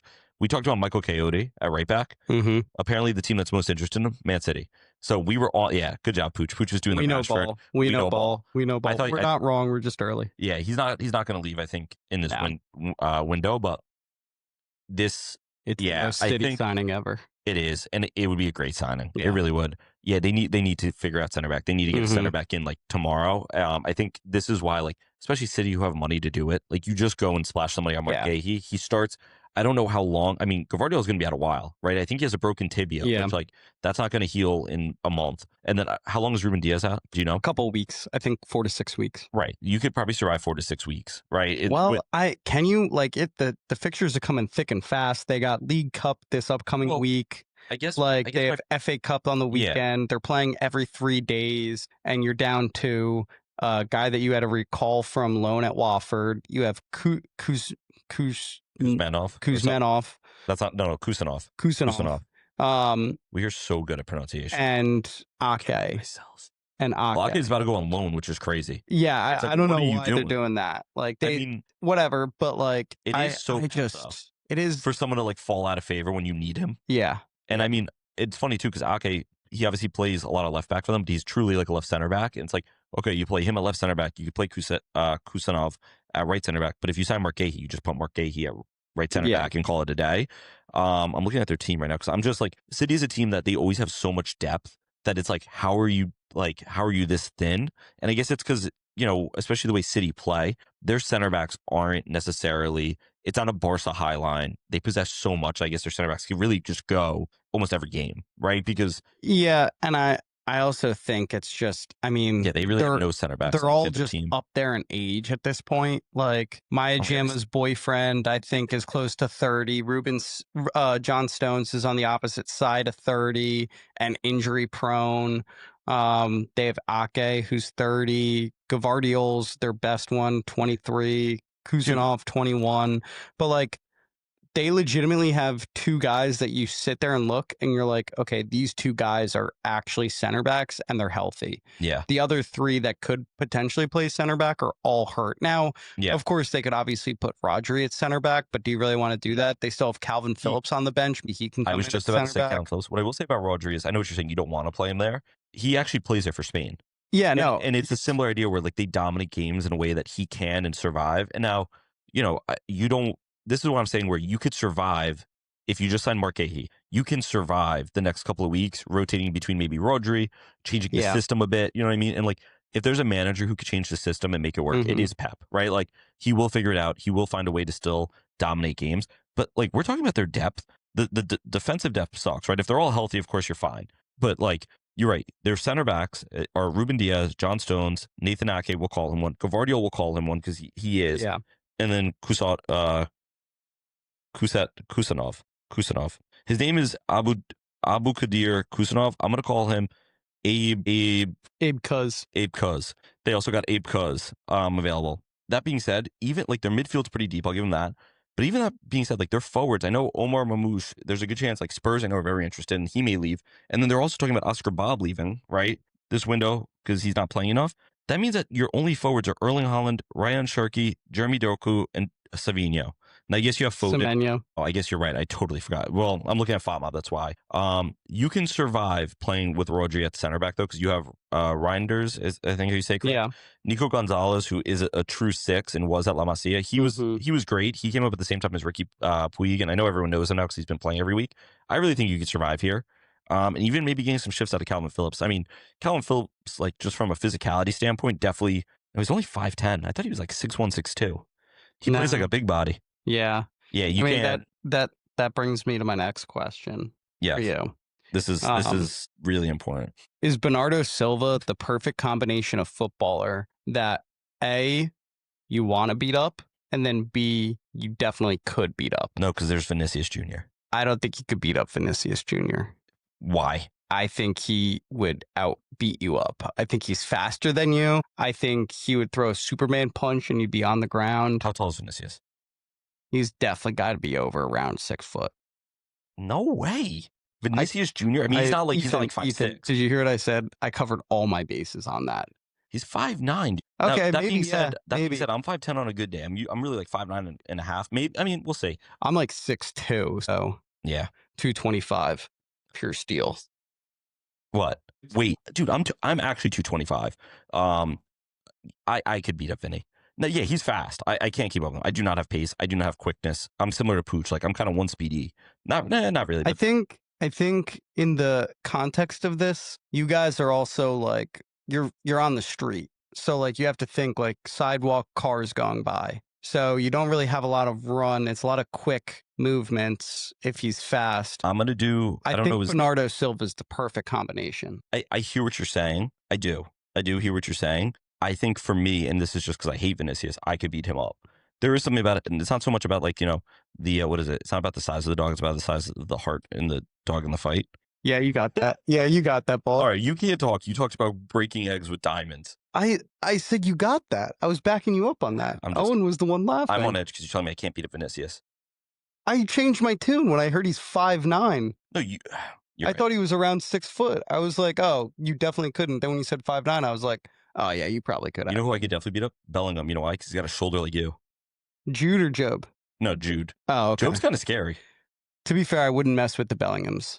I Yeah. feel like their mom would like arrest me because she's a cop. Oh, I didn't know that. Okay. Yeah. I knew actually they have a good story, but that being said, I see what you're saying. I also kind of like Bernardo Silva. So I hate him. see, I can understand why you don't like him. I like him because I liked him just- at Monaco during that Monaco team. And then Complain so much. I know, but like I complain every day. No, but you're not like, you don't have a face when you're complaining where it's like that dude needs to get punched. That's actually kind of reassuring. Like if you complain, I'm not like, dude, shut up. I want to punch you in the face. Okay. Like, I'm just like, all right, Ethan's making a valid point How on big his is complaint. Mikel and Arteta? You want to beat up Arteta, a father of 3? that's, How many kids does Bernardo Silva have? that's a good point, actually. He might beat me in my own game. He's got that ugly ass dog. That's all I know. He's got 2 kids. How old? I'm sorry. I got this wrong. He has one daughter named Carlota. That's it. That's his only kid. Yeah, she's like this little cute baby, dude. And you're Oh, gonna she's a kid, like a baby. yeah. I Oh, don't I'm still beating him up. She won't remember her father getting beat up by me. okay. Well, I don't want to leave a lasting impact on a child's life where they're like, I don't respect my father Arteta's now. 5'9". I'm not scared of him. I never wanted you to be scared of him.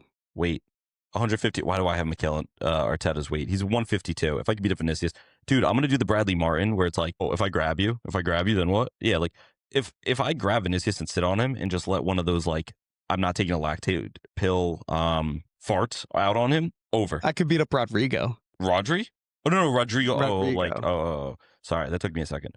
Yeah, probably. Yeah. Although I don't want to beat him up, but like I could. yeah, soccer players. Hey, Rodrigo. So you're talking about just sucker punching them? Yeah, like you're seeing him on the street. He's out with his family. See that's a crime. I'm talking like, you know, we're on the pitch. I know you're talking about on the street, but like on the pitch and like he's like chirping me and like it gets physical. Like you know, No, my list would be. I'm doing the Miazga, the Miazga, where he. Oh yeah. Told, I forget who was it. That's someone I could beat up. Yeah, no, that guy. Was that Diego Linez? No, was that Linez? It was. They had. It's like their best player now. No, he's not. Didn't he fall off, Linez? Dude, Diego Linez is 5'6". It's pretty tall. How tall are you actually, Pucc? 5'8". Okay. Oh, that's why you're scared of fucking Vinicius. I never said. I said if What do you he's think over he's 6 6 foot tall? foot. Yeah, of course. I wouldn't How want to tall do you mess. think Owen is? 6'2". He says 6'1". Okay. I'm getting understood. better. I'm getting better. Well, with hair or without?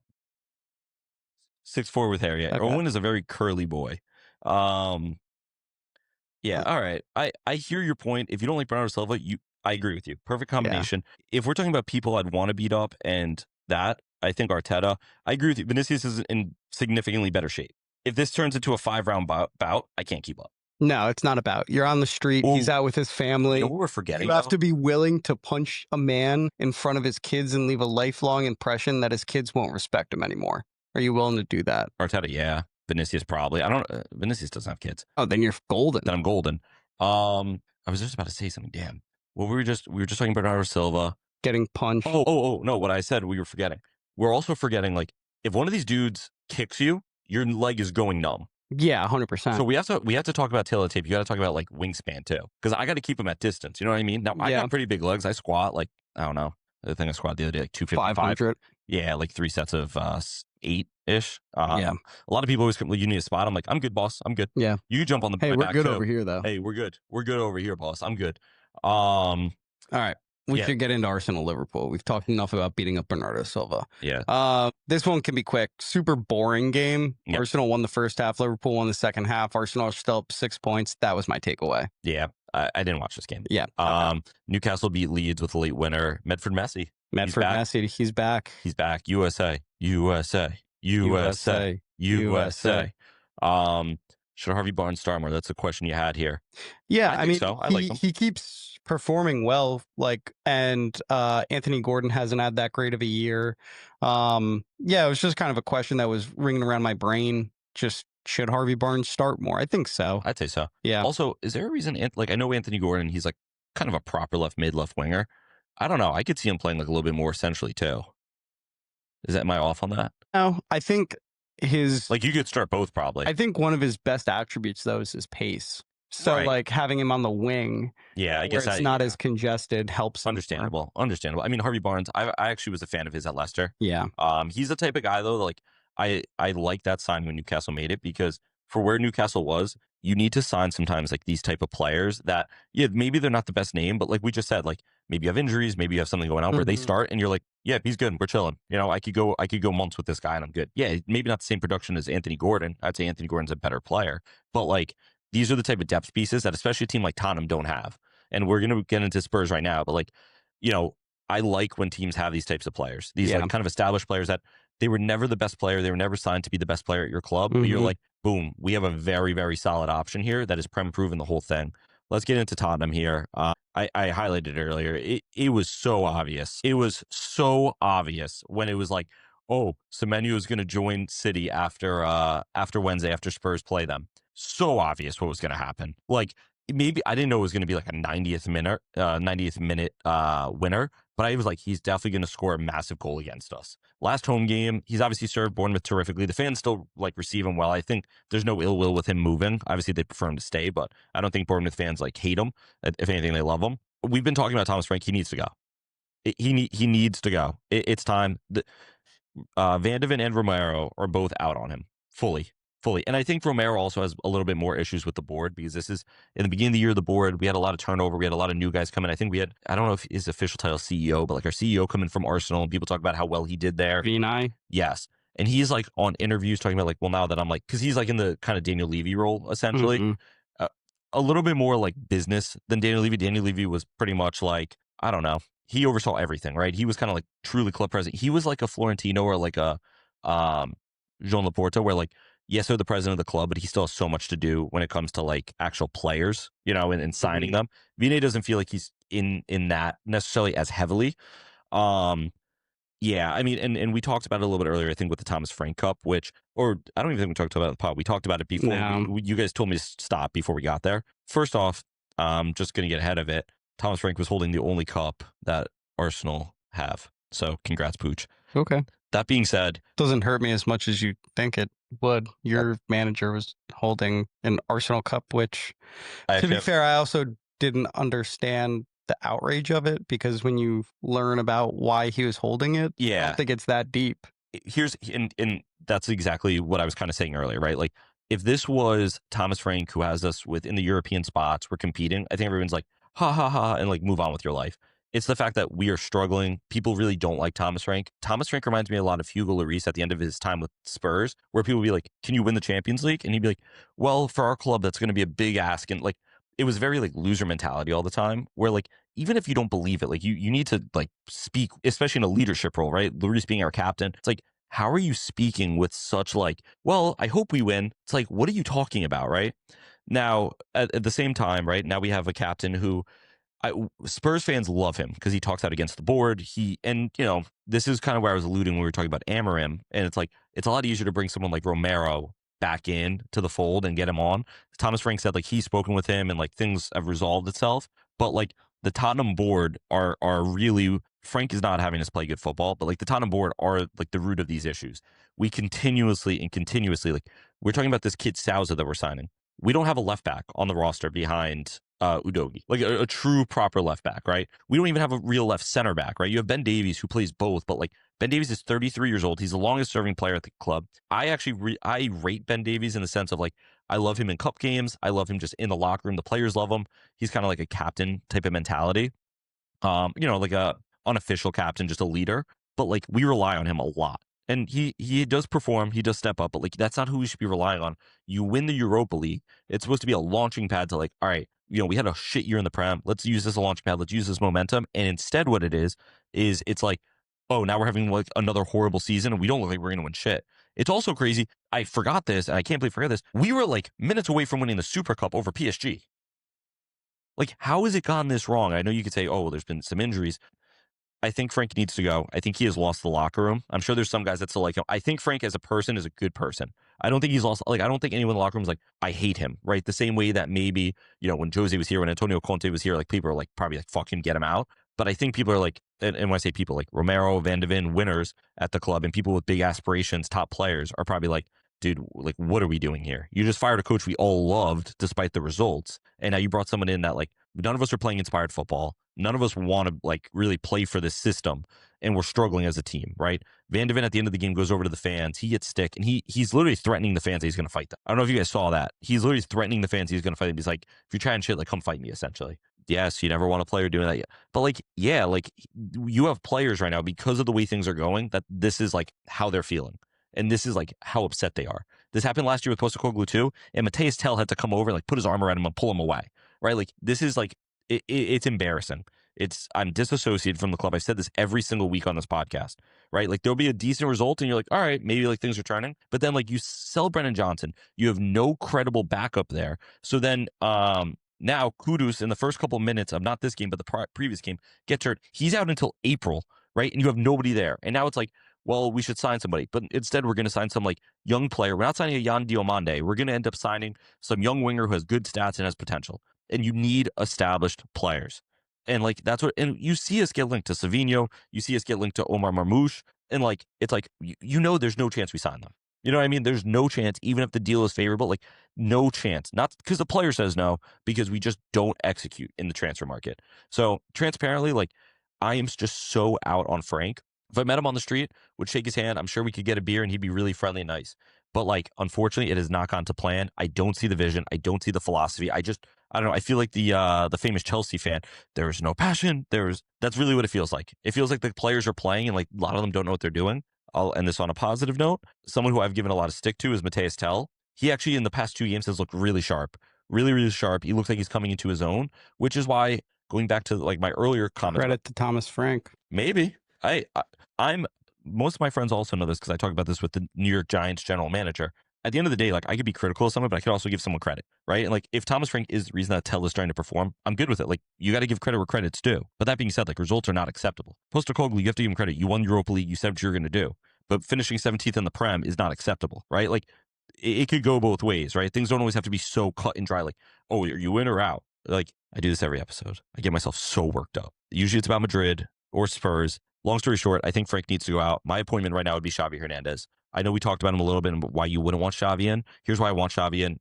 Number one, he is a great football mind. I think at Barca he was too. I think what fell apart a little bit at Barca was he had like no budget to operate with. So he couldn't really get a lot of players in and that caused some rifts with the team.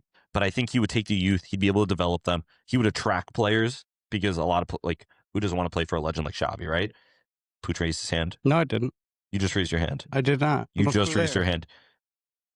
If you're like a sleeper agent and going against the Cuyed, I'm just telling you, like, we will mobilize against you. Hey, listen, we got a big Super Copa match this weekend. We'll get into that, and we'll get into it. But just know, I'm riding with my Publiagia friend Yamin. Yo, what are you doing to him? We both have it. Okay, we got it from the island, the midget island. See, this is why.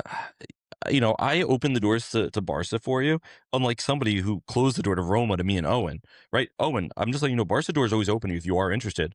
I've asked him before. He said, like, you know, I'm Spurs through and through. It's easy for me to follow one team, and we have Como. Fair enough. Long story short with Tottenham, get rid of him. Bring Xavi Hernandez in. Xavi has said that he wants to try like the Premier League out, and you also like the thing is he wants to set up a project. That's clear about him. He wants like I think he legitimately said like I want to be somewhere where I get 4 years. Right, like 4 years to set up my project and 4 years to really do it. Spurs feel like a good club to do that at.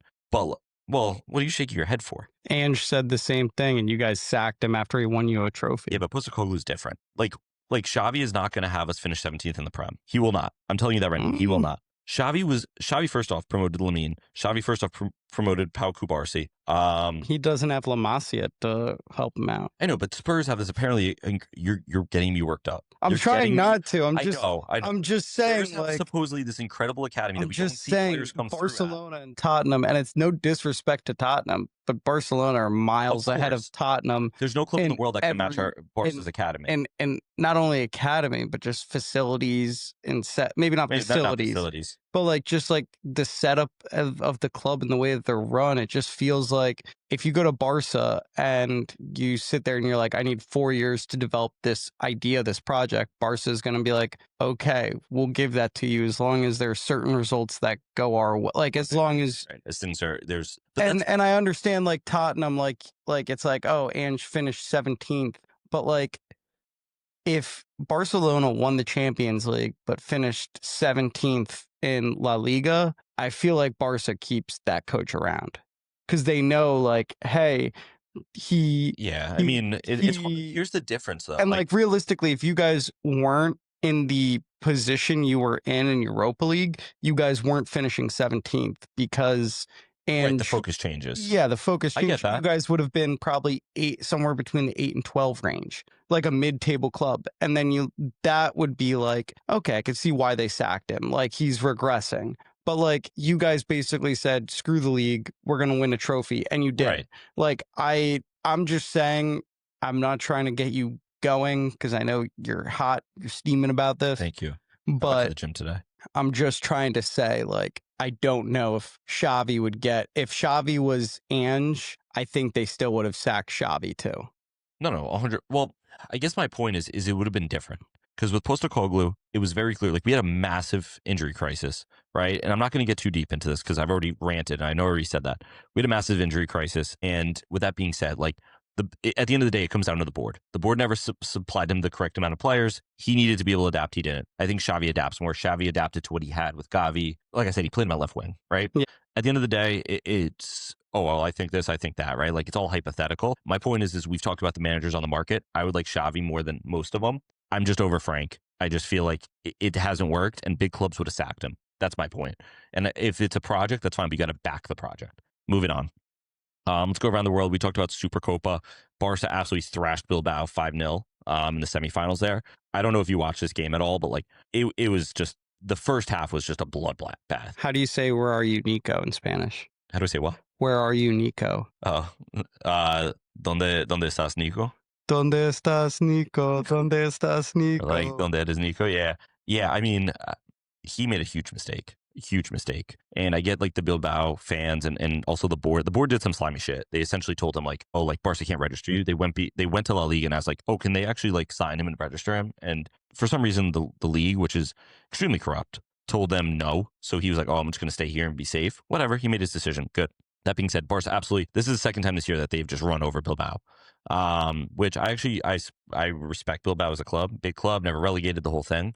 But this is the best time. I was rooting for Real Madrid to beat Atletico because what happened earlier in the year, Barca was injured. We were in bad form. We were beat up. No Rafinha, things like that.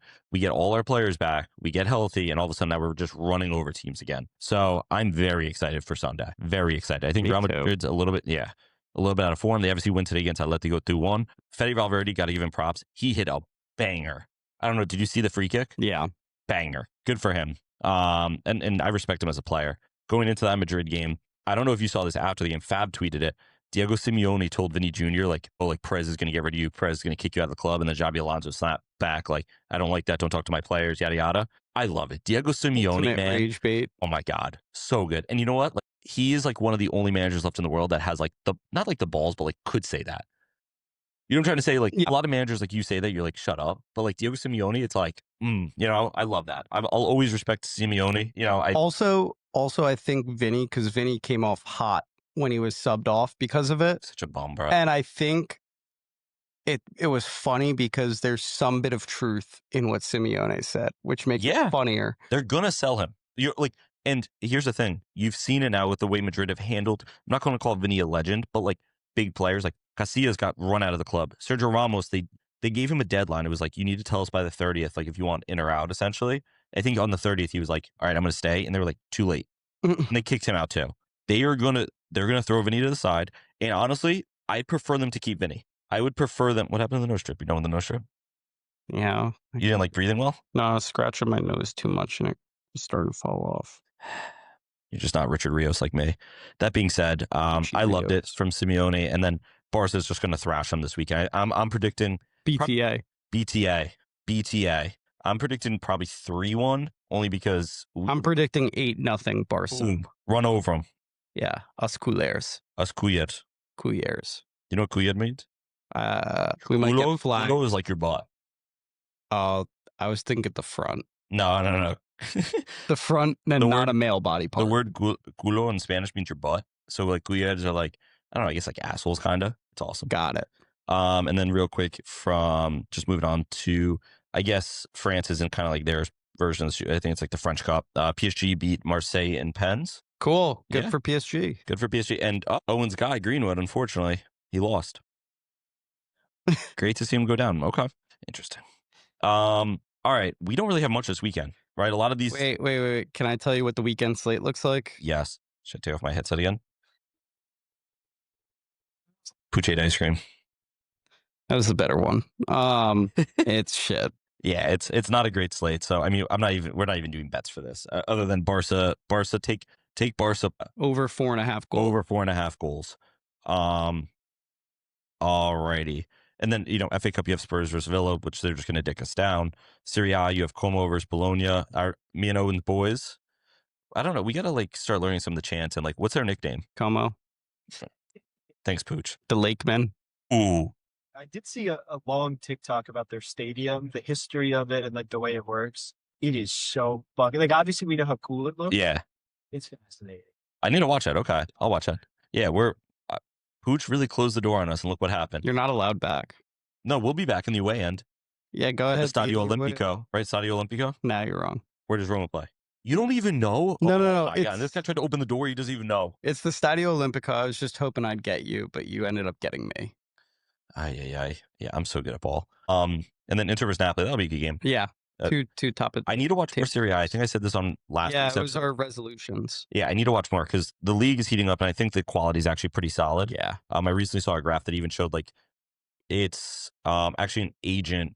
It's called Transfer Room, and essentially it's this company that now ranks players and rates players and helps agents and clubs connect, especially lower level. Big clubs aren't going on there to sign players, but they ranked based on player ability. They have their own stats, and it was they were ranking the leagues. It was Prem, La Liga, and it was actually Serie A, which Serie A is definitely the three. I think for a while it wasn't though. You could argue Bundesliga, maybe the French league. So that was cool. All right. So far we've had a good episode here. I've already gone rage baited and lost my mind. So let's have some fun here with the Footy 501. Footy 501. You're so good at that. We are going to go to the random wheel generator. I think at this point we're probably down to just one. All right. So right now we have Prem goals, I think it's Champions League goals. It has Champions League ... I don't remember what it is, and international goals. Prem goals. Didn't we do Prem goals last time? Did we do Prem goals last time? Yeah, because I picked Sergio Aguero. Okay. So I guess it's an update. So we'll do it again. We'll do it again. Maybe last week I screwed it up. Maybe it wasn't supposed to be that. International goals. Easy. Did we do that before? Maybe on the very first one. We did. Appearances. Okay. All right. You won last week, or do you want to do rock, paper, scissors? Rock, paper, scissors. Ready? Rock, paper, scissors, shoot. Rock, paper, scissors, shoot. Damn, Booch beat me. I'll defer kickoff. That's not nice. So I have to get it under 180. All right. International goals under 180. Do a sick. Oh, and if you're chopping this up, do a sick darts edit. Dude, wait. A TikTok edit of Luke Littler. No, dude. Or too, as if you want to make this a thing, you could do a dartboard, and every time we say one, you put the player's face on one of the three rings with the number next to it. And have two dartboards next to each other. Yeah. All right, word. Owen, he's super busy. He's really busy. Yeah, mainly just being bad at pro clubs. He's leaving. He's leaving. I got him. I rattled him. Owen gets mad because. Oh, and if it makes you feel any better, Owen I'm probably worse. CO. Honestly, that was kind of awesome by me. I just got someone to walk out of the studio. Yeah, you rage baited Owen. Owen was about to walk out, but then he realized I said bye to my parents first. All right, under 180.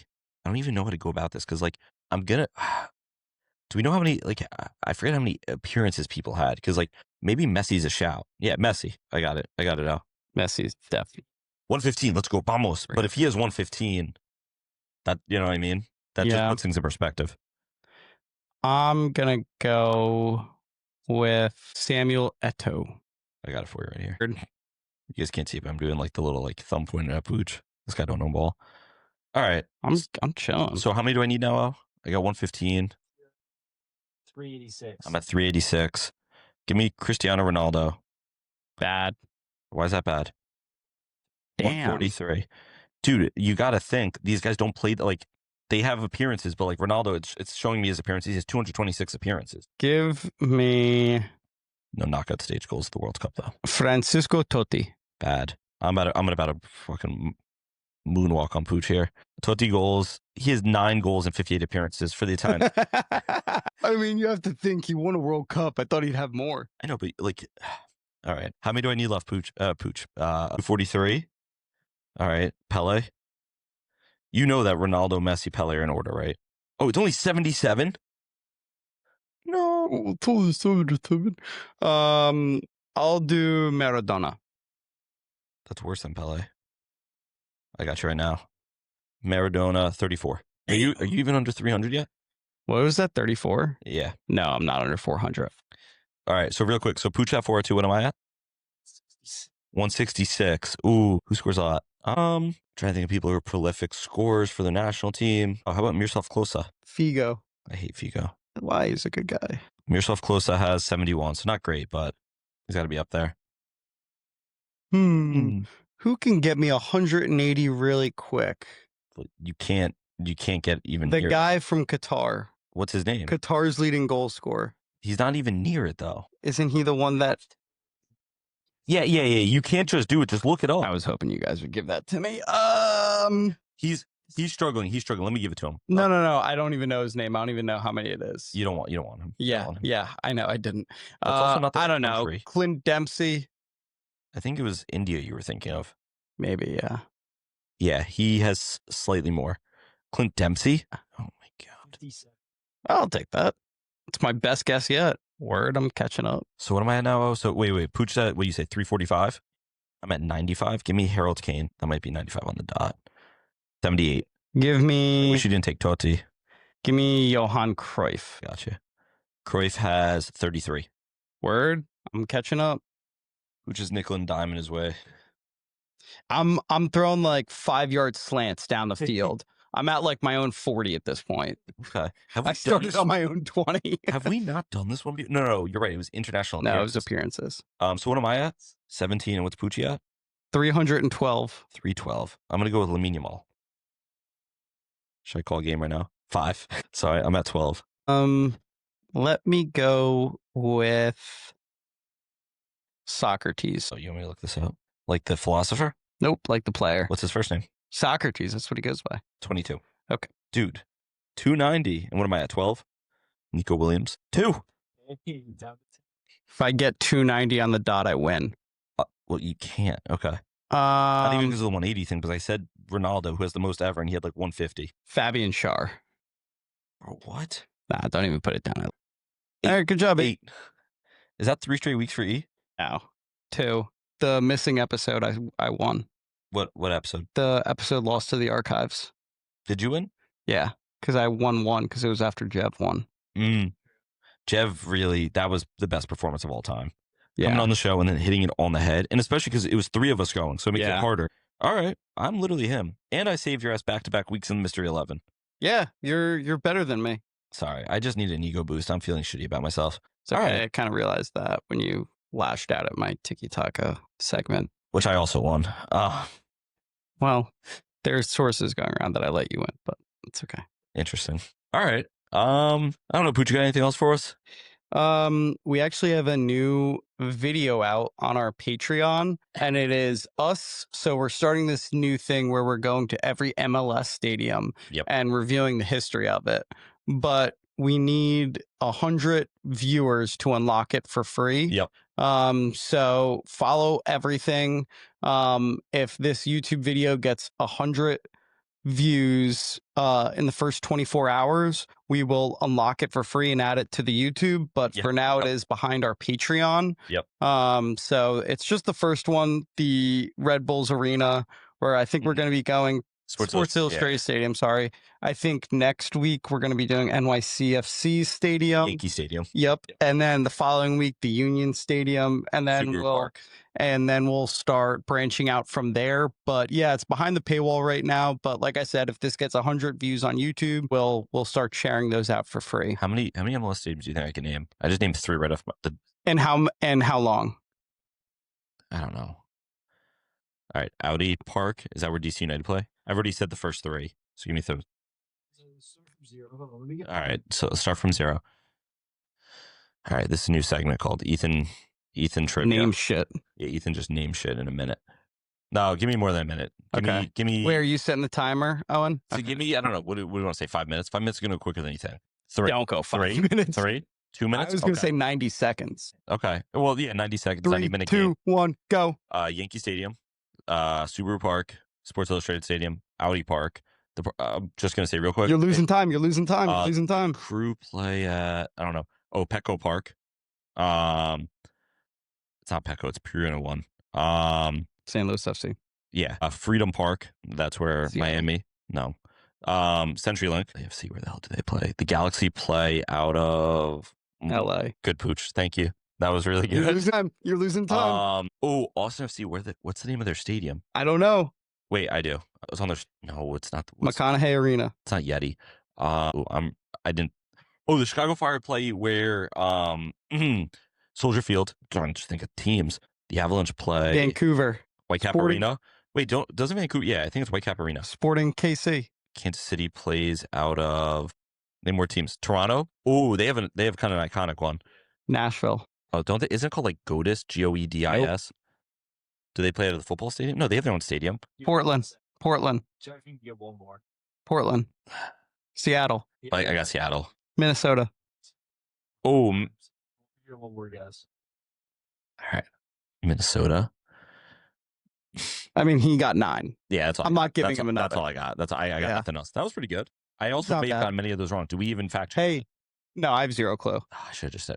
Wait, so what's now? I You think could have literally started naming different ones, and I would have been like, "Yep, point." Yeah, I know. if you just started. No, I was right. Nashville's Godis Park. Okay, so 10. Also, Petco Park is definitely not one. That's the Padres. Wasn't it Purina? Yeah, that's the St. Louis one. That one you got right. I knew you got that one. Well, I know you're a St. Louis fan. Yeah, huge St. Louis fan. All right. Well, listen, this feels like a good spot to wrap it up with Ethan just on top. Oh, okay. What, you want to be on top? You want to be on top or on the bottom? Yeah, let's wrap this one up. Really, good episode today, guys. I thought last week we got off the rails. This week, I think we got off the rails the right amount, but like still had some fun. My only piece of advice for us moving forward: let's not spend so much time talking about Man United. Yeah, that was a mistake. Yeah. Especially when you have me start building teams. Yeah, that's when I was like, okay, we got to wrap up Man U. That's what usually burns us. On the Lost episode, we built the Brazil team and how they should set up. which that one's also behind our Patreon. Yeah, that's what behind the Patreon. Yeah. The Man United was not that long. The Brazil was very long. That one was. The Brazil was like 40 minutes of us talking about Brazilian players that could play in certain positions. Thank God that episode got lost. Yeah, good episode here. Some good games this weekend. Me and Pucc will be rooting for Barca. Me and O will be rooting for Como. We're butts. Yeah, we're Kuyat. Maybe, I'll give you a kit. I want to see you rocking a kit on Sunday. Okay. Oh, and exciting news. Classes Permanent FC playoffs this weekend. Yeah, secured the 2 seed. Thank you for the clap. We have a semifinal game at 7:45. We win that. We play at 8:30 p.m. in a big game. Unfortunately, we've had some lads who can't play, so unfortunately, Pucc is still dislocated. Well, not dislocated, torn. We've had a lad move to New Zealand, which unfortunate as well. And then our goalkeeper has decided to take a European trip. He's gone to Jerusalem, essentially, as Tua would say. Araujo and Tua, as we needed him. So we're not going to play man down. We actually got some emergency loans in. We got them registered. The league's aware. We're good. We've pulled our levers. We're good there. And then on top of that, we are in the works right now of getting our first pro soccer player interview. Transparently, when I say in the works, it's all set. We just have to pick a date. So should we do that on the pod? I'm just kidding. That being said, we have been doing really well on social media. It's something that's been super, super exciting to see. If you're here from the TikTok, please let us know. Our Instagram has been amazing. It's been a lot of friends and family who have been interacting, which we love. But I will say, like, the TikTok has been really cool to see. TikTok has been growing really naturally. The clips, the Mystery 11s, things like that. Me, Pucc, and we plan to post a little bit more on the socials as well. Doing a little bit more like short form content, some fun stuff, some fun little games. But that being said, like, please keep showing love. If you have friends that are interested in soccer, if you have friends that just like are looking for something to learn a little bit more about, I know we're not like the most informative, but we do obviously talk ball. Please share it. Please help us keep growing. It's been a ton of fun doing this. And yeah, and we really appreciate the support, genuinely. It's been fun to watch, like I said, especially the TikTok, the way it's grown.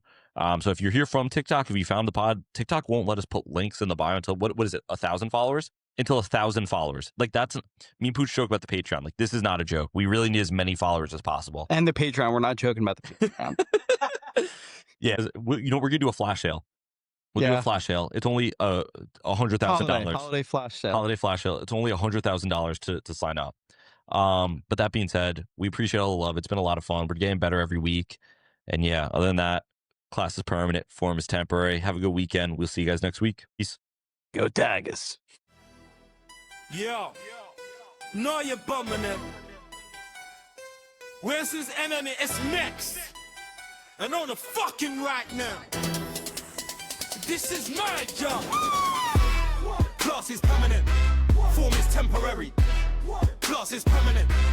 Form is temporary. Class is permanent. Form is temporary. This is permanent. It's permanent. It's permanent. It's permanent. It's permanent. Permanent. Class is permanent. Form is temporary. Pop set the lens of Vivian. James is keen of a being my Vivian. Cillian. And to see the being that we know that Evian. Trillion. That quote with the Jesus Christ, the order on million. Livian. Like her, like Evian. Livian. Triple down Cillian. I'm in the seat like her, like need like Tivian. Even the way them pipe, the Lord what Evian. Even the way them I get choppy. Trillion. Class is permanent. Form is temporary. Class is permanent. Form is temporary. Class is permanent. Form is temporary. Yeah. Class is permanent. It's permanent. It's permanent. It's permanent. It's permanent. Permanent. Class is placing, knocking on, building a bed, see it empty, shutting out, coming out. I don't wanna get clean, you when I'm dead, then they do that, coming out. Got this slow jack, yeah, no time to the kid about feet, and it's coming out. Tell me lock my face, mid place, where use it, coming out. Feel like guy like Livian, check it on Cillian. I'm in the seat, act man like Lee, like Jivian.